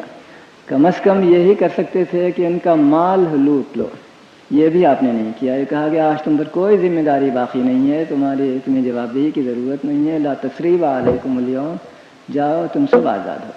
تو نتیجہ یہ ہوا کہ راتوں رات سارا مکہ مسلمان ہو جاتا ہے۔ یہ تھے وہ طریقے جو تبلیغ اسلام کے لیے رسول اللہ نے اختیار فرمائے، اور نتیجہ ہمیں یہ نظر آتا ہے کہ اس سے پہلے کے انبیاء کی زندگی میں ان کے ہاتھوں پر ایمان قبول کرنے والوں کی تعداد کا ہم مقابلہ کریں رسول اسلام کی کامیابی کا، تو یہاں بھی آپ کی غیر معمولی فوقیت نظر آتی ہے۔ حضرت عیسیٰ کے متعلق انجیل میں جو تفصیلیں ملتی ہیں اس سے اندازہ کیا جاتا ہے کہ زیادہ سے زیادہ 30-40 آدمی آپ کے ہاتھ پر ایمان اسلام دین قبول کر سکے ہوں گے۔ حضرت موسیٰ کے متعلق تو یہاں تک کہا جاتا ہے کہ ان کی قوم بنی اسرائیل کے لوگ جن کی تعداد 5 لاکھ تھی، ان کا ساتھ تو دے رہی تھی ایک خود غرضی کے تحت کہ فرعون کے ظلم سے نجات دلائے، لیکن ایمان لانے والوں کی تعداد تقریباً 0 تھی، کیونکہ جب حضرت موسیٰ نے ان سے مخاطب ہو کر کہا کہ خدا نے تم سے وعدہ کیا ہے کہ تمہیں فلسطین کا ملک دے گا، بڑھو اور اس ملک پر قبضہ کر لو، تو انہوں نے کہا کہ ان جباروں سے ہم مقابلہ نہیں کر سکتے، تمہارے خدا نے وعدہ کیا ہے تو تم اور تمہارا خدا دونوں جاؤ، اس پر حملہ کرو، اس پر قبضہ کر لو، پھر ہم آئیں گے اور اس شہر میں رہیں گے۔ دوسرے الفاظ میں ساری قوم کافر ہو جاتی ہے آپ کی بات کو قبول کرنے اور آپ کی بات پر ایمان لانے سے انکار کرتی ہے، کہتے ہیں کہ صرف 2 آدمی تھے جنہوں نے ایسا نہیں کیا، حضرت موسیٰ کے ساتھ دینے پر آمادگی ظاہر کی۔ ایک آپ کے بھائی حضرت ہارون تھے اور دوسرے آپ کے خادم حضرت یوشع علیہ السلام جو بعد میں وہ بھی نبی بنے۔ ان 2 کے سوا سارے بنی اسرائیل میں سے کسی ایک نے بھی آپ کی بات نہیں مانی تھی۔ اس کے برخلاف ایک اور چیز بھی بیان کرنی ہے۔ حضرت عیسیٰ کے 12 بہت ہی مخلص حواری تھے، ان میں سے ایک سینٹ پیٹر کا آپ نے نام سنا ہوگا، جس کی خبر ویٹیکان میں اٹلی میں ہے۔ اس کے متعلق انجیل ہی میں حضرت عیسیٰ کا قول ہے جا او شیطان۔ یہ ان کی کسی حرکت کی بنا پر، ان کے کسی طرز عمل کی بنا پر ہوا ہوگا، تفصیلیں میں معلوم نہیں۔ ایک اور حواری تھا، اس کے متعلق تو صراحت ملتی ہے کہ اس نے ارتداد اختیار کیا، اور پولیس کو چونکہ حضرت عیسیٰ کی گرفتار کرنے کی ضرورت تھی، تلاش کر رہی تھی، وہ غائب ہو گئے تھے، تو اس ساتھی نے جو مرتد ہو گیا تھا وہ پولیس کو بتاتا ہے یہ ہے عیسیٰ علیہ السلام۔ اس کے برخلاف رسول اکرم صلی اللہ علیہ وسلم کے ہاتھ پر جو لوگ آپ کی زندگی میں مسلمان ہوئے، ان کی تعداد کے متعلق صحیح اعداد و شمار ہمارے پاس نہیں ہے، لیکن ایسے اشارے ملتے ہیں جس سے ان کی تعداد کا ایک حد تک تخمینی اندازہ ہم کر سکتے ہیں۔ حجۃ الوداع جو وفات سے 3 مہینے پہلے کا واقعہ ہے، اس کے متعلق ہمارے مورخ لکھتے ہیں کہ اس وقت میدان عرفات میں 1,40,000 لوگ جمع ہوئے تھے، سارے مسلمان، مرد، عورتیں، بچے سب ملا کر 1,40,000 آدمی آئے تھے۔ اسلام میں حج ایک ایسا فریضہ نہیں ہے کہ ہر شخص کو ہر سال کرنا پڑتا ہو، اس لیے شاید یہ گمان نامناسب نہ ہوگا کہ سب مسلمان جو مسلمان ہوئے تھے وہاں اس سال حج کے لیے نہیں آئے تھے، اور کچھ لوگ گھر میں رہے، کچھ لوگ آئے۔ اگر فرض کیجئے کہ ہر 5 میں ایک شخص آیا ہو تو اس طرح مسلمانوں کی تعداد کم از کم 5-6 لاکھ کی ہمیں فرض کرنی پڑتی ہے۔ کہاں 10-12 آدمی، کہاں 2 آدمی، اور کہاں یہ تعداد۔ اور ہمیں اسلام کی تاریخ میں یہ نظر آتا ہے کہ علی العموم بہت ہی شاذ و نادر استثناؤں کے ساتھ اسلام قبول کرنے کے بعد کوئی شخص ارتداد نہیں کرتا۔ عہد نبوی میں ایک آدھ ارتداد کی شکل ہمیں نظر آتی ہے، لیکن حقیقت میں وہ مسلمان ہونے کے بعد کا ارتداد نہیں ہے، وہ منافق تھے، منافقانہ طور پر اسلام کا اظہار کرتے تھے اور اسلام کو اندر سے نقصان پہنچانا چاہتے تھے، لیکن جب ان کی چلی نہیں تو بھاگ جاتے ہیں اور پھر اپنے کفر کا کھلم کھلا اعلان کرتے ہیں۔ غرض یہ چند چیزیں ہیں جو تبلیغ کے سلسلے میں ہمیں نظر آتی ہیں۔ وقت بہت کم باقی رہا ہے دوسرے پہلو کے متعلق، لیکن میں کوشش کرتا ہوں کہ اس کو بھی 2-4 منٹ میں آپ سے بیان کروں، یعنی غیر مسلموں کے متعلق اسلام کا برتاؤ۔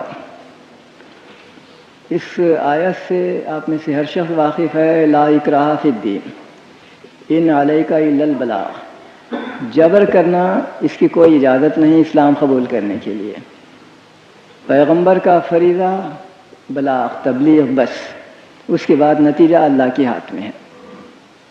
نتیجہ یہ ہے کہ اسلام کی تاریخ میں، عہد نبوی میں اور خلافت راشدہ میں کم از کم اس دور کی حد تک میں کہہ سکتا ہوں کہ کسی کو جبر کے ساتھ کبھی مسلمان نہیں بنایا گیا۔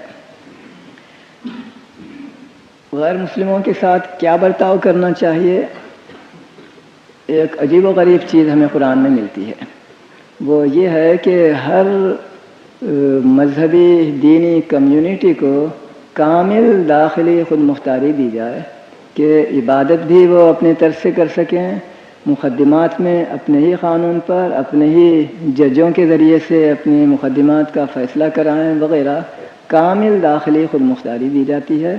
اور قرآن کی کئی آیتوں میں اس کا ذکر ہے، جن میں سے ایک آیت بہت ہی واضح ہے، وَلْيَحْكُمْ أَهْلُ الْإِنْجِيلِ بِمَا أَنزَلَ اللَّهُ فِيهِ، انجیل والوں کو چاہیے کہ اس چیز پر عمل کریں جو خدا نے انجیل میں نازل کیا ہے۔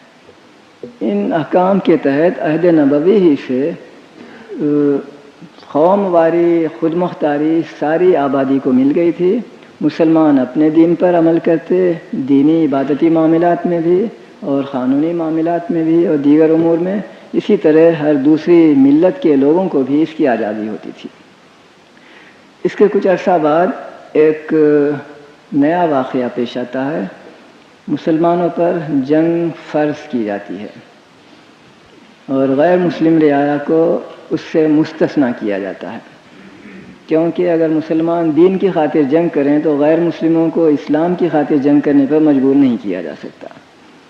چونکہ مسلمان جنگ کر کے اسلامی مملکت، ریاست اور حدود کی حفاظت کرتے ہیں، جس کے باعث وہاں رہنے والی غیر مسلم رعیت امن و امان سے متمتع ہوتی ہے، جبکہ مسلمان اپنا سر کٹاتے ہیں ملک کی حفاظت کے لیے، تو فوجی ضروریات کے تحت غیر مسلم رعایا پر ایک ٹیکس عائد کیا جاتا ہے جو جزیہ کہلاتا ہے۔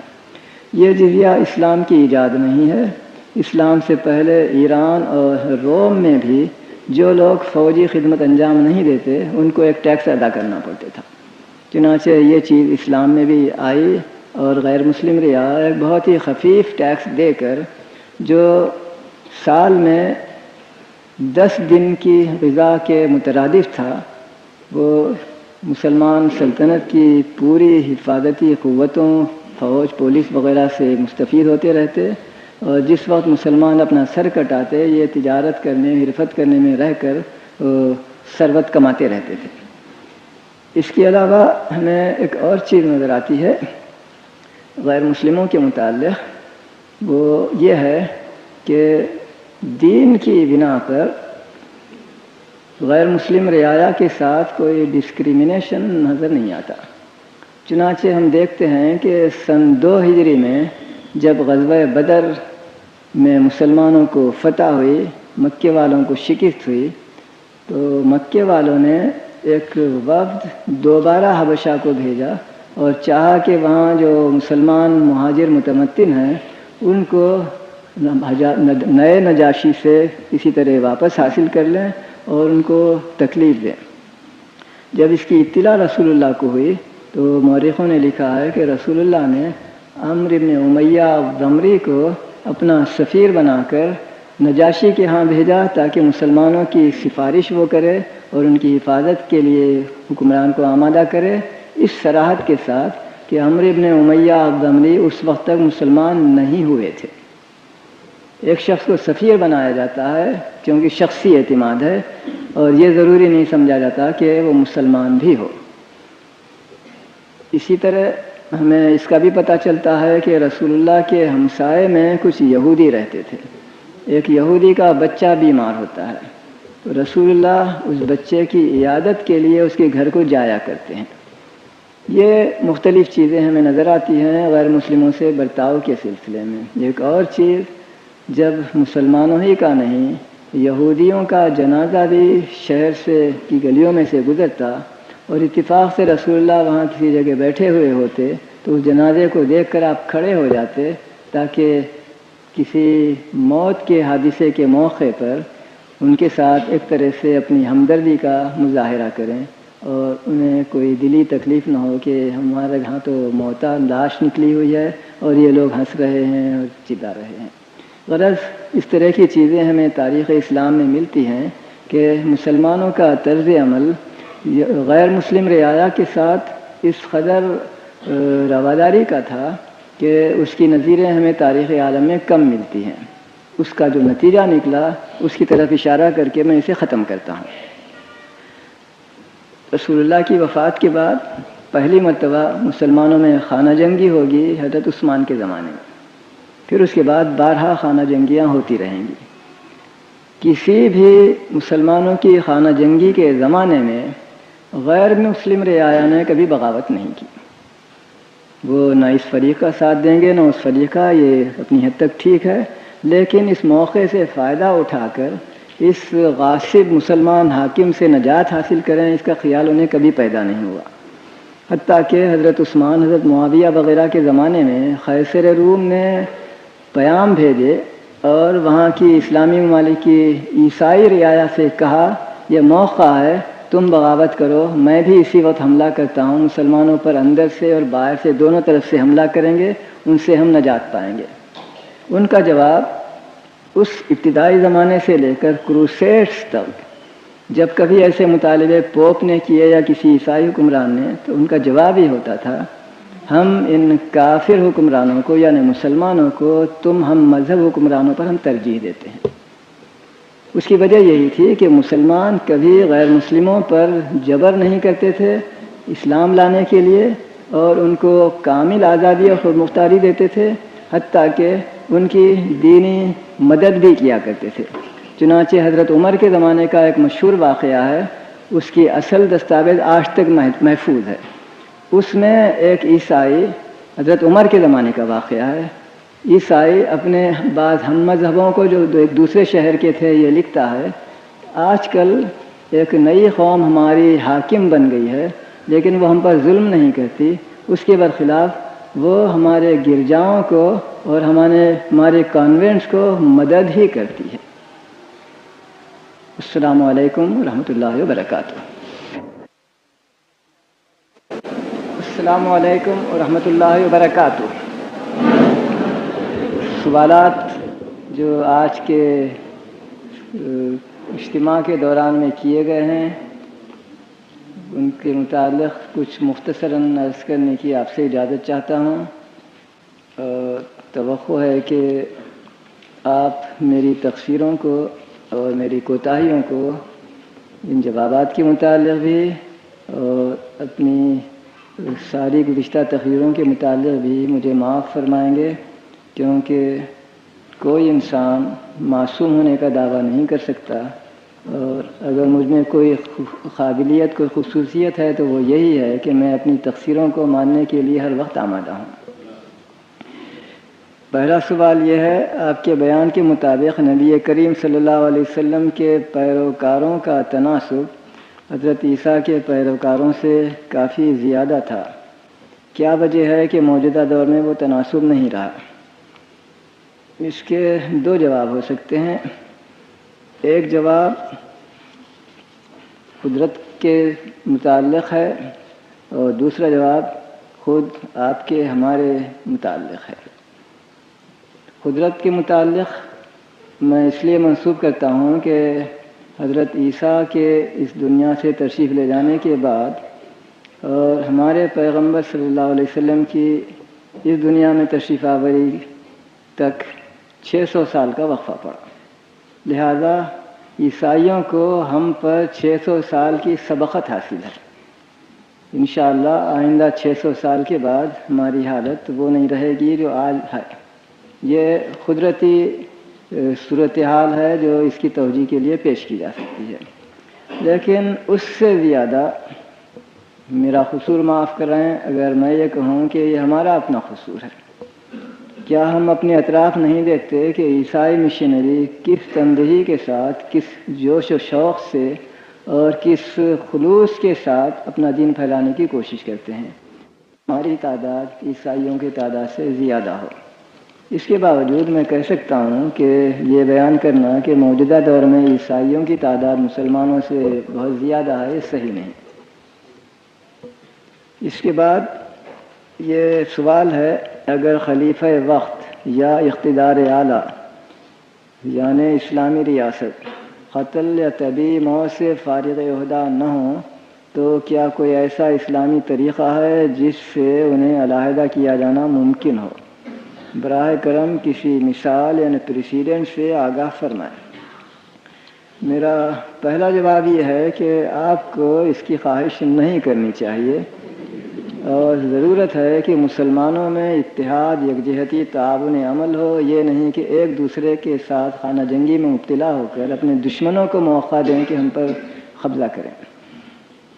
دوسرا پہلو اس کا یہ ہے، جس کی طرف میں اس سے پہلے بھی ایک جواب میں یا ایک تقریر میں اشارہ کر چکا ہوں، کہ مسلمان فقہا کے بیان کے مطابق حکمران ملک یا خلیفے کی حیثیت ایک وکیل کی ہے، اور موکل جو کسی شخص کو اپنا وکیل بناتا ہے اس بات کا ہمیشہ حق رکھتا ہے کہ اپنے وکیل کو معزول کرے.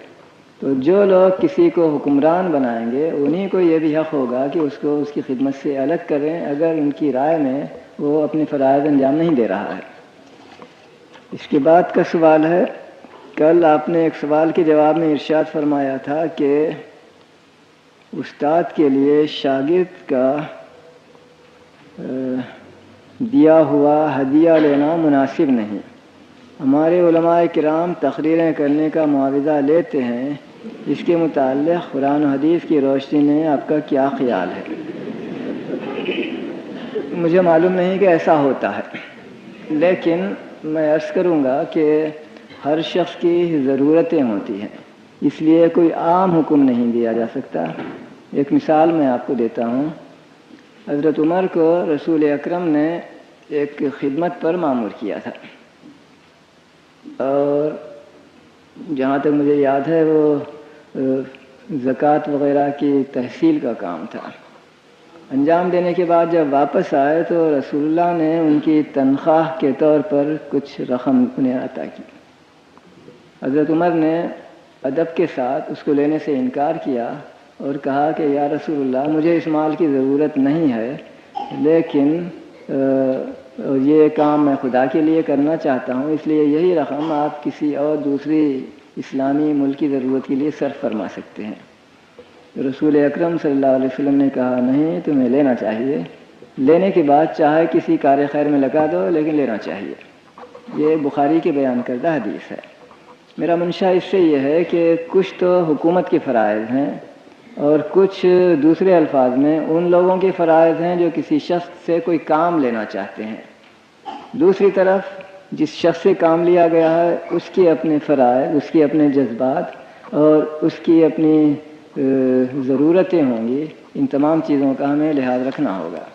میں سمجھتا ہوں کہ اس قدر جواب آپ کے لیے کافی ہوگا، پھر آپ اس کے لیے خود فیصلہ فرما سکیں گے. اس کے بعد ایک سوال ہے جو شاید تیسری، چوتھی، پانچویں مرتبہ آیا ہے موسیقی کے متعلق، اور یہ بتایا گیا ہے کہ مسند احمد ابن حنبل میں ایک حدیث ہے جس میں کم و بیش یہ الفاظ ہیں کہ خدا نے مجھ کو معازف اور مزامیر کے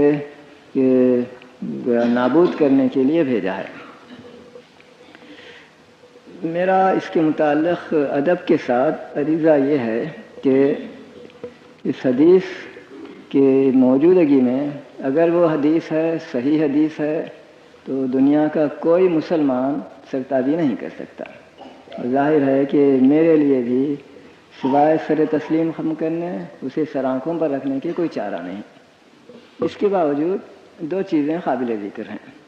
ایک چیز علمی ہے اور اس کے لیے وقت چاہیے، اور دوسری چیز گویا ایک فوری ریاکشن ہے جو اس حدیث کے پڑھنے سے دلوں پر، ذہنوں میں آتا ہے. ان دونوں کے ذکر سے پہلے ایک چھوٹی چیز کی طرف میں اشارہ کروں گا. ایک سے زیادہ مرتبہ یہاں یہ کہا گیا کہ ستار کی تاروں کو توڑنے کے لیے خدا نے مجھے بھیجا ہے. اب تک ایسی کوئی حدیث بیان نہیں کی گئی. یہاں جو حدیث بیان کی گئی ہے اس کے پڑھنے کے بعد جو نتیجہ میرے ذہن پر قائم ہوا وہ آپ سے میں عرض کرتا ہوں. لیکن اولاً وہ علمی چیز جس کی طرف میں نے اشارہ کیا کہ حدیث کی کتابوں میں روایت کے ساتھ ساتھ اس کے مصادر بیان کیے جاتے ہیں کہ فلاں نے فلاں سے، فلاں نے فلاں سے اس کی روایت کی ہے. اور علم حدیث کا ایک بنیادی اصول ہے کہ جس طرح ہم حدیث پر عمل کرنے کے پابند ہیں کیونکہ وہ اللہ کے رسول کا حکم ہے، اس سلسلے میں اولا یہ بھی معلوم کرنے کی ضرورت ہے کہ آیا وہ روایت صحیح ہے یا نہیں. چنانچہ ان راویوں کی سوانح عمریاں دیکھنی ہوں گی اور یہ معلوم کرنا ہوگا کہ ان راویوں کے متعلق ہمارے سلف کے علماء نے کیا رائے قائم کی تھی. اور اس تحقیق کے ختم ہونے تک، جس کا مجھے یہاں کوئی وقت نہیں ملا، کوئی رائے اس پہلو کے متعلق قائم نہیں کی جا سکتی. لیکن دوسرا پہلو جو حدیث کے پورے الفاظ کو پڑھنے کے بعد قائم ہوتا ہے اور صرف اس درمیانی جملے کی وجہ سے نہیں، وہ حسب ذیل ہے. حدیث کے الفاظ یہ ہیں کہ بتوں کی پوجا اور پرستش کے لیے جو گانا بجانا ہوتا ہے میں اس کو محو کرنے کے لیے آیا ہوں. تو اس جز کو بھی آپ اپنے ذہن میں رکھیں اور اس کو عام کرنے سے پہلے اس پر غور فرمائیں. دوسرا سوال یہاں یہ کیا گیا ہے کہ حضرت ام ورقہ کے بارے میں استیاب نامی کتاب میں ہے کہ انہیں آپ نے ان کے گھر کی عورتوں کا امام بنایا تھا. کیا عورت صرف عورتوں کی امامت کر سکتی ہے، مردوں کی نہیں؟ میں اس کے قبول کرنے کے لیے تیار نہیں ہوں کہ عورتوں کے لیے امام بنایا گیا تھا.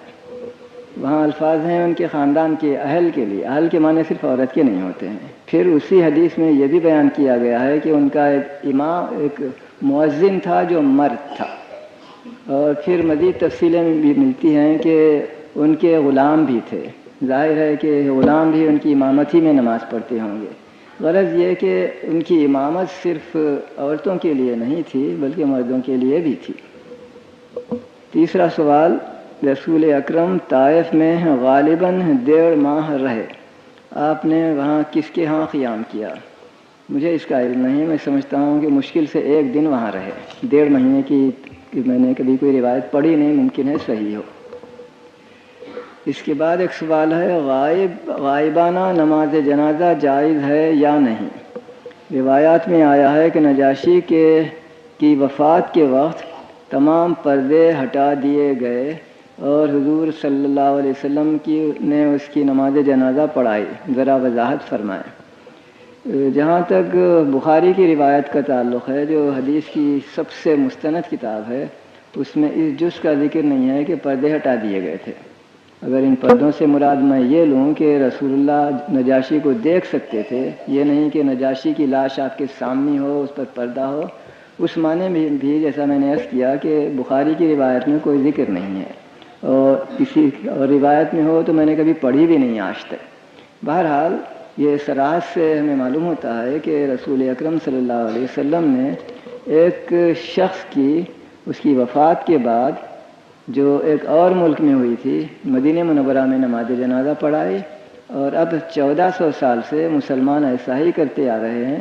ایک سے زیادہ وقت بھی نماز جنازہ پڑھتے ہیں اور ایک وقت بھی پڑھتے ہیں. اس میں کوئی امر معنی نہیں کہ ہم اپنے بھائی کے لیے، اپنی بہن کے لیے جو خدا کے یہاں جا چکی ہے دعا کریں، اس کے لیے مغفرت مانگیں، دعا کریں. دوسرا سوال ہے، حضور صلی اللہ علیہ وسلم کسی غیر مسلم کو مسلمان کرتے وقت کیا پڑھاتے تھے؟ میں سمجھتا ہوں صرف ایک ہی لفظ ہوتا تھا، لا الہ الا اللہ محمد رسول اللہ. ممکن ہے کچھ اور تفصیلیں ہوتی ہوں، اس سے پوچھا جاتا ہو کہ کیا تم نماز پڑھو گے، کیا تم روزہ رکھو گے، کیا تم اسلام کے احکام پر عمل کرو گے.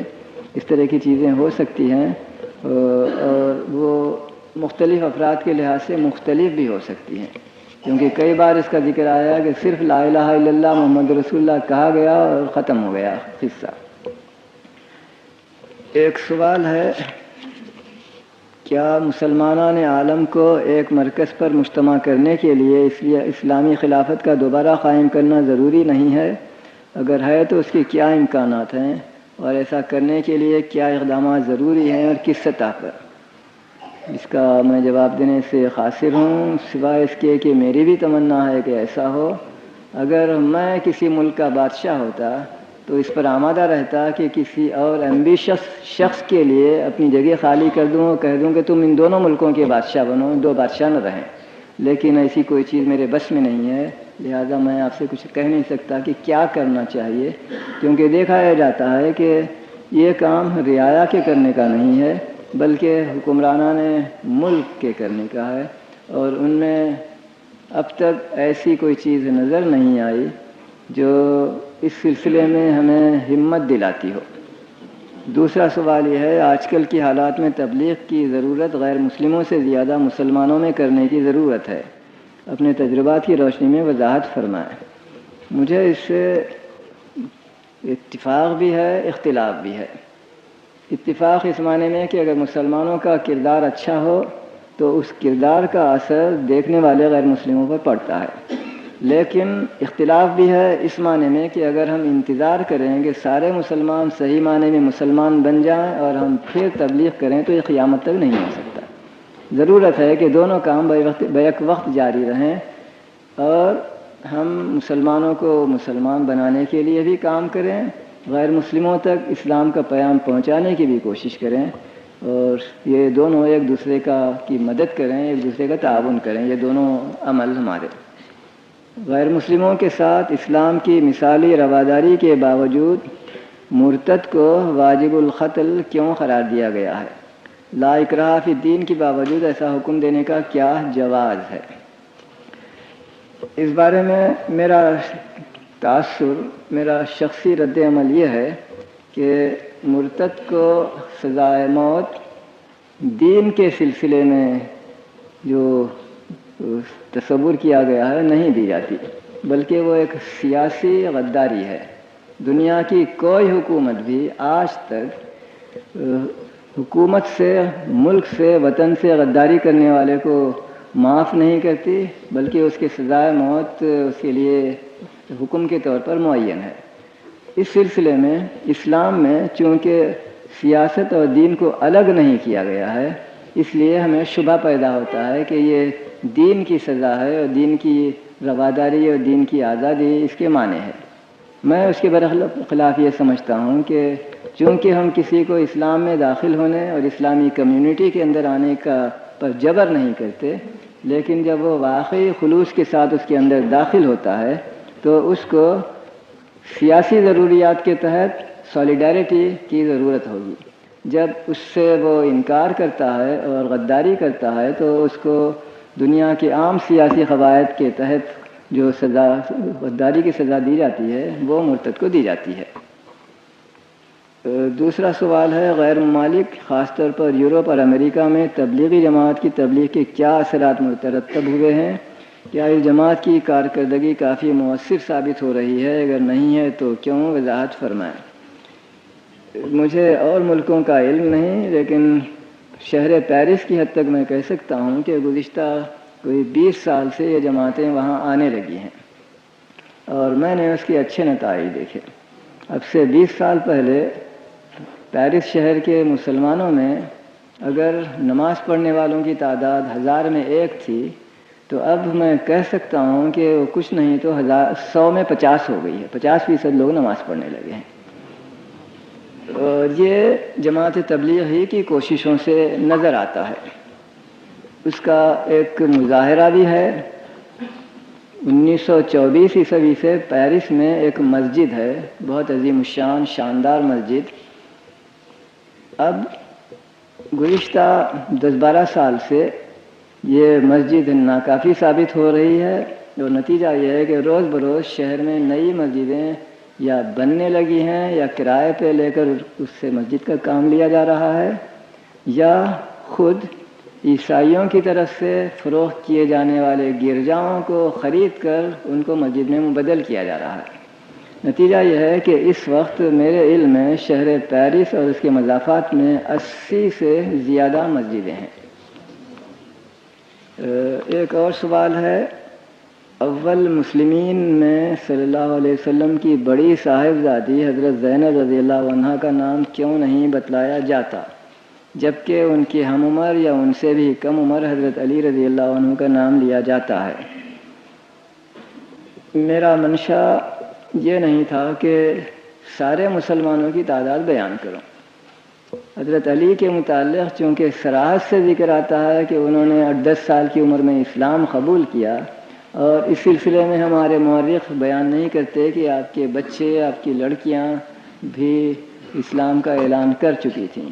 اسے بطور انڈرسٹوڈ کے گویا اسے قبول کر لیتے ہیں، ان کا کوئی صراحت سے ذکر نہیں آتا. اسی لیے میں نے بھی اس طرف توجہ نہیں کی، صرف بڑے بڑے نام بتائے جس سے لوگ واقف ہیں. دوسرا سوال، جبکہ قرآن پاک نے حضرت عیسیٰ علیہ السلام کے حواریین کی براءت بیان فرمائی ہے اور مسلمانوں کو ان کے حواریوں کی اتباع کا فرمان کیا ہے، تو پھر بھی حواریین عیسیٰ علیہ السلام یعنی صحابہ حضرت عیسیٰ علیہ السلام کو کیوں مطعون کیا جاتا ہے؟ براہ کرم املا درست فرمائیے. مطعون حمزہ سے نہیں عین سے ہوتا ہے. آیت یہ ہے کونوا انصار اللہ کما قال عیسی ابن مریم للحواریین من انصاری الی اللہ قال الحواریون نحن انصار اللہ.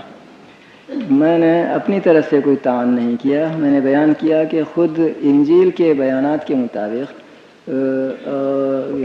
نیو ٹیسٹمنٹ کے مطابق، حضرت عیسیٰ نے اپنے ایک حواری بطرس کو، سینٹ پیئر کو ان الفاظ سے جھڑکا کہ جا شیطان.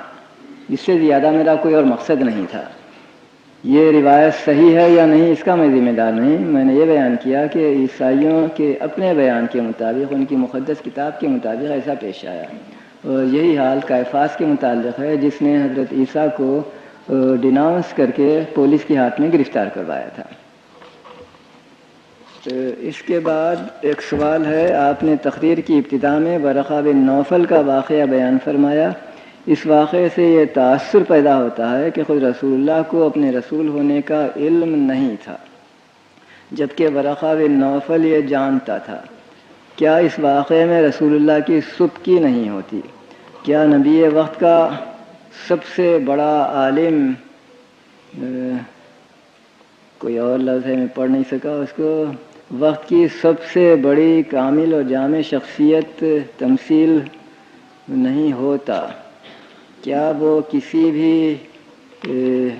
کام میں کسی فرد سے کم ہو کر نبی ہو سکتا ہے؟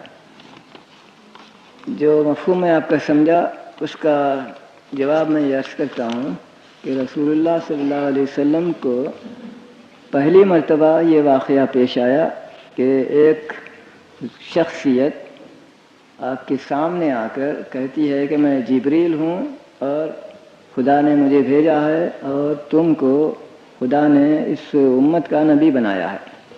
اس کی تفصیلیں آپ ابن ہشام میں پڑھیں، اس میں لکھا ہے کہ یہ واقعہ خواب میں پیش آیا، پہلی وحی خواب میں کی حالت میں ہوئی، اور اس تمام گویا مشاہدے کے ختم ہونے پر رسول اللہ نیند سے بیدار ہوئے۔ ان حالات میں یہ ایک انسانی چیز ہے میری رائے میں کہ کسی شخص کو کچھ تذبذب ہو، انکار نہیں تھا، تذبذب تھا، اور وہ تذبذب کچھ عرصہ بعد دور ہو جاتا ہے جب جس چیز کا انتظار تھا وہ مکرر پیش آتی ہے، یعنی جبریل دوبارہ آتے ہیں، اس طرح کنفرمیشن ہو جاتا ہے۔ لیکن آپ کو معلوم ہے کہ پہلی وحی اور دوسری وحی میں 3 سال کا طویل وقفہ فترت پیش آئی تھی۔ تو ان حالات میں فطرت انسانی کا تقاضا ہے کہ آدمی کو شروع میں کچھ ڈر ہو کہ یہ واقعہ پیش آیا، رفتہ رفتہ ڈر دور ہوتا ہے تو ایک نوسٹالجیا کہ کاش اس کا دوبارہ اعادہ ہو، پھر اس کے بعد وہ شوق انتظار کی صورت میں دل کی گویا خلش کا موجب بنتا ہے، اور آخری لمحے میں ایسی چیزیں پیش آتی ہیں، آ سکتی ہیں کہ آدمی مایوس ہو کر سمجھے شاید وہ غلط واقعہ تھا۔ چنانچہ ایسا واقعہ ہماری کتابوں میں ملتا ہے۔ بخاری کی ایک روایت ہے کہ ایک مرتبہ رسول اللہ نے خودکشی کی کوشش فرمائی۔ اس کا قصہ یہ ہے کہ ایک دن آپ کی چچی ابو لہب کی بیوی نے آ کر طعن کیا اور رسول اللہ سے کہا کہ معلوم ہوتا ہے کہ تیرا وہ شیطان اب تجھ کو دغا دے کر تجھے چھوڑ چکا ہے۔ تو صبر اور انتظار کا جو بار آپ پر تھا، اس پیالے کے اندر یہ آخری خطرہ پڑا اور وہ چھلک پڑا۔ اس وقت آپ انتہائی جوش کی حالت میں شہر سے نکلتے ہیں، ایک پہاڑ کی چوٹی پر چڑھتے ہیں اور چاہتے ہیں کہ پھلانگ کر خودکشی کر لیں۔ اس وقت جبریل آتے ہیں، کہتے ہیں کہ نہیں، اللہ نے تجھے نہیں چھوڑا ہے، تو برحق نبی ہے، اور پھر اس کے بعد آپ کا سکون ہو جاتا ہے اور وحی کا سلسلہ دوبارہ شروع ہو جاتا ہے۔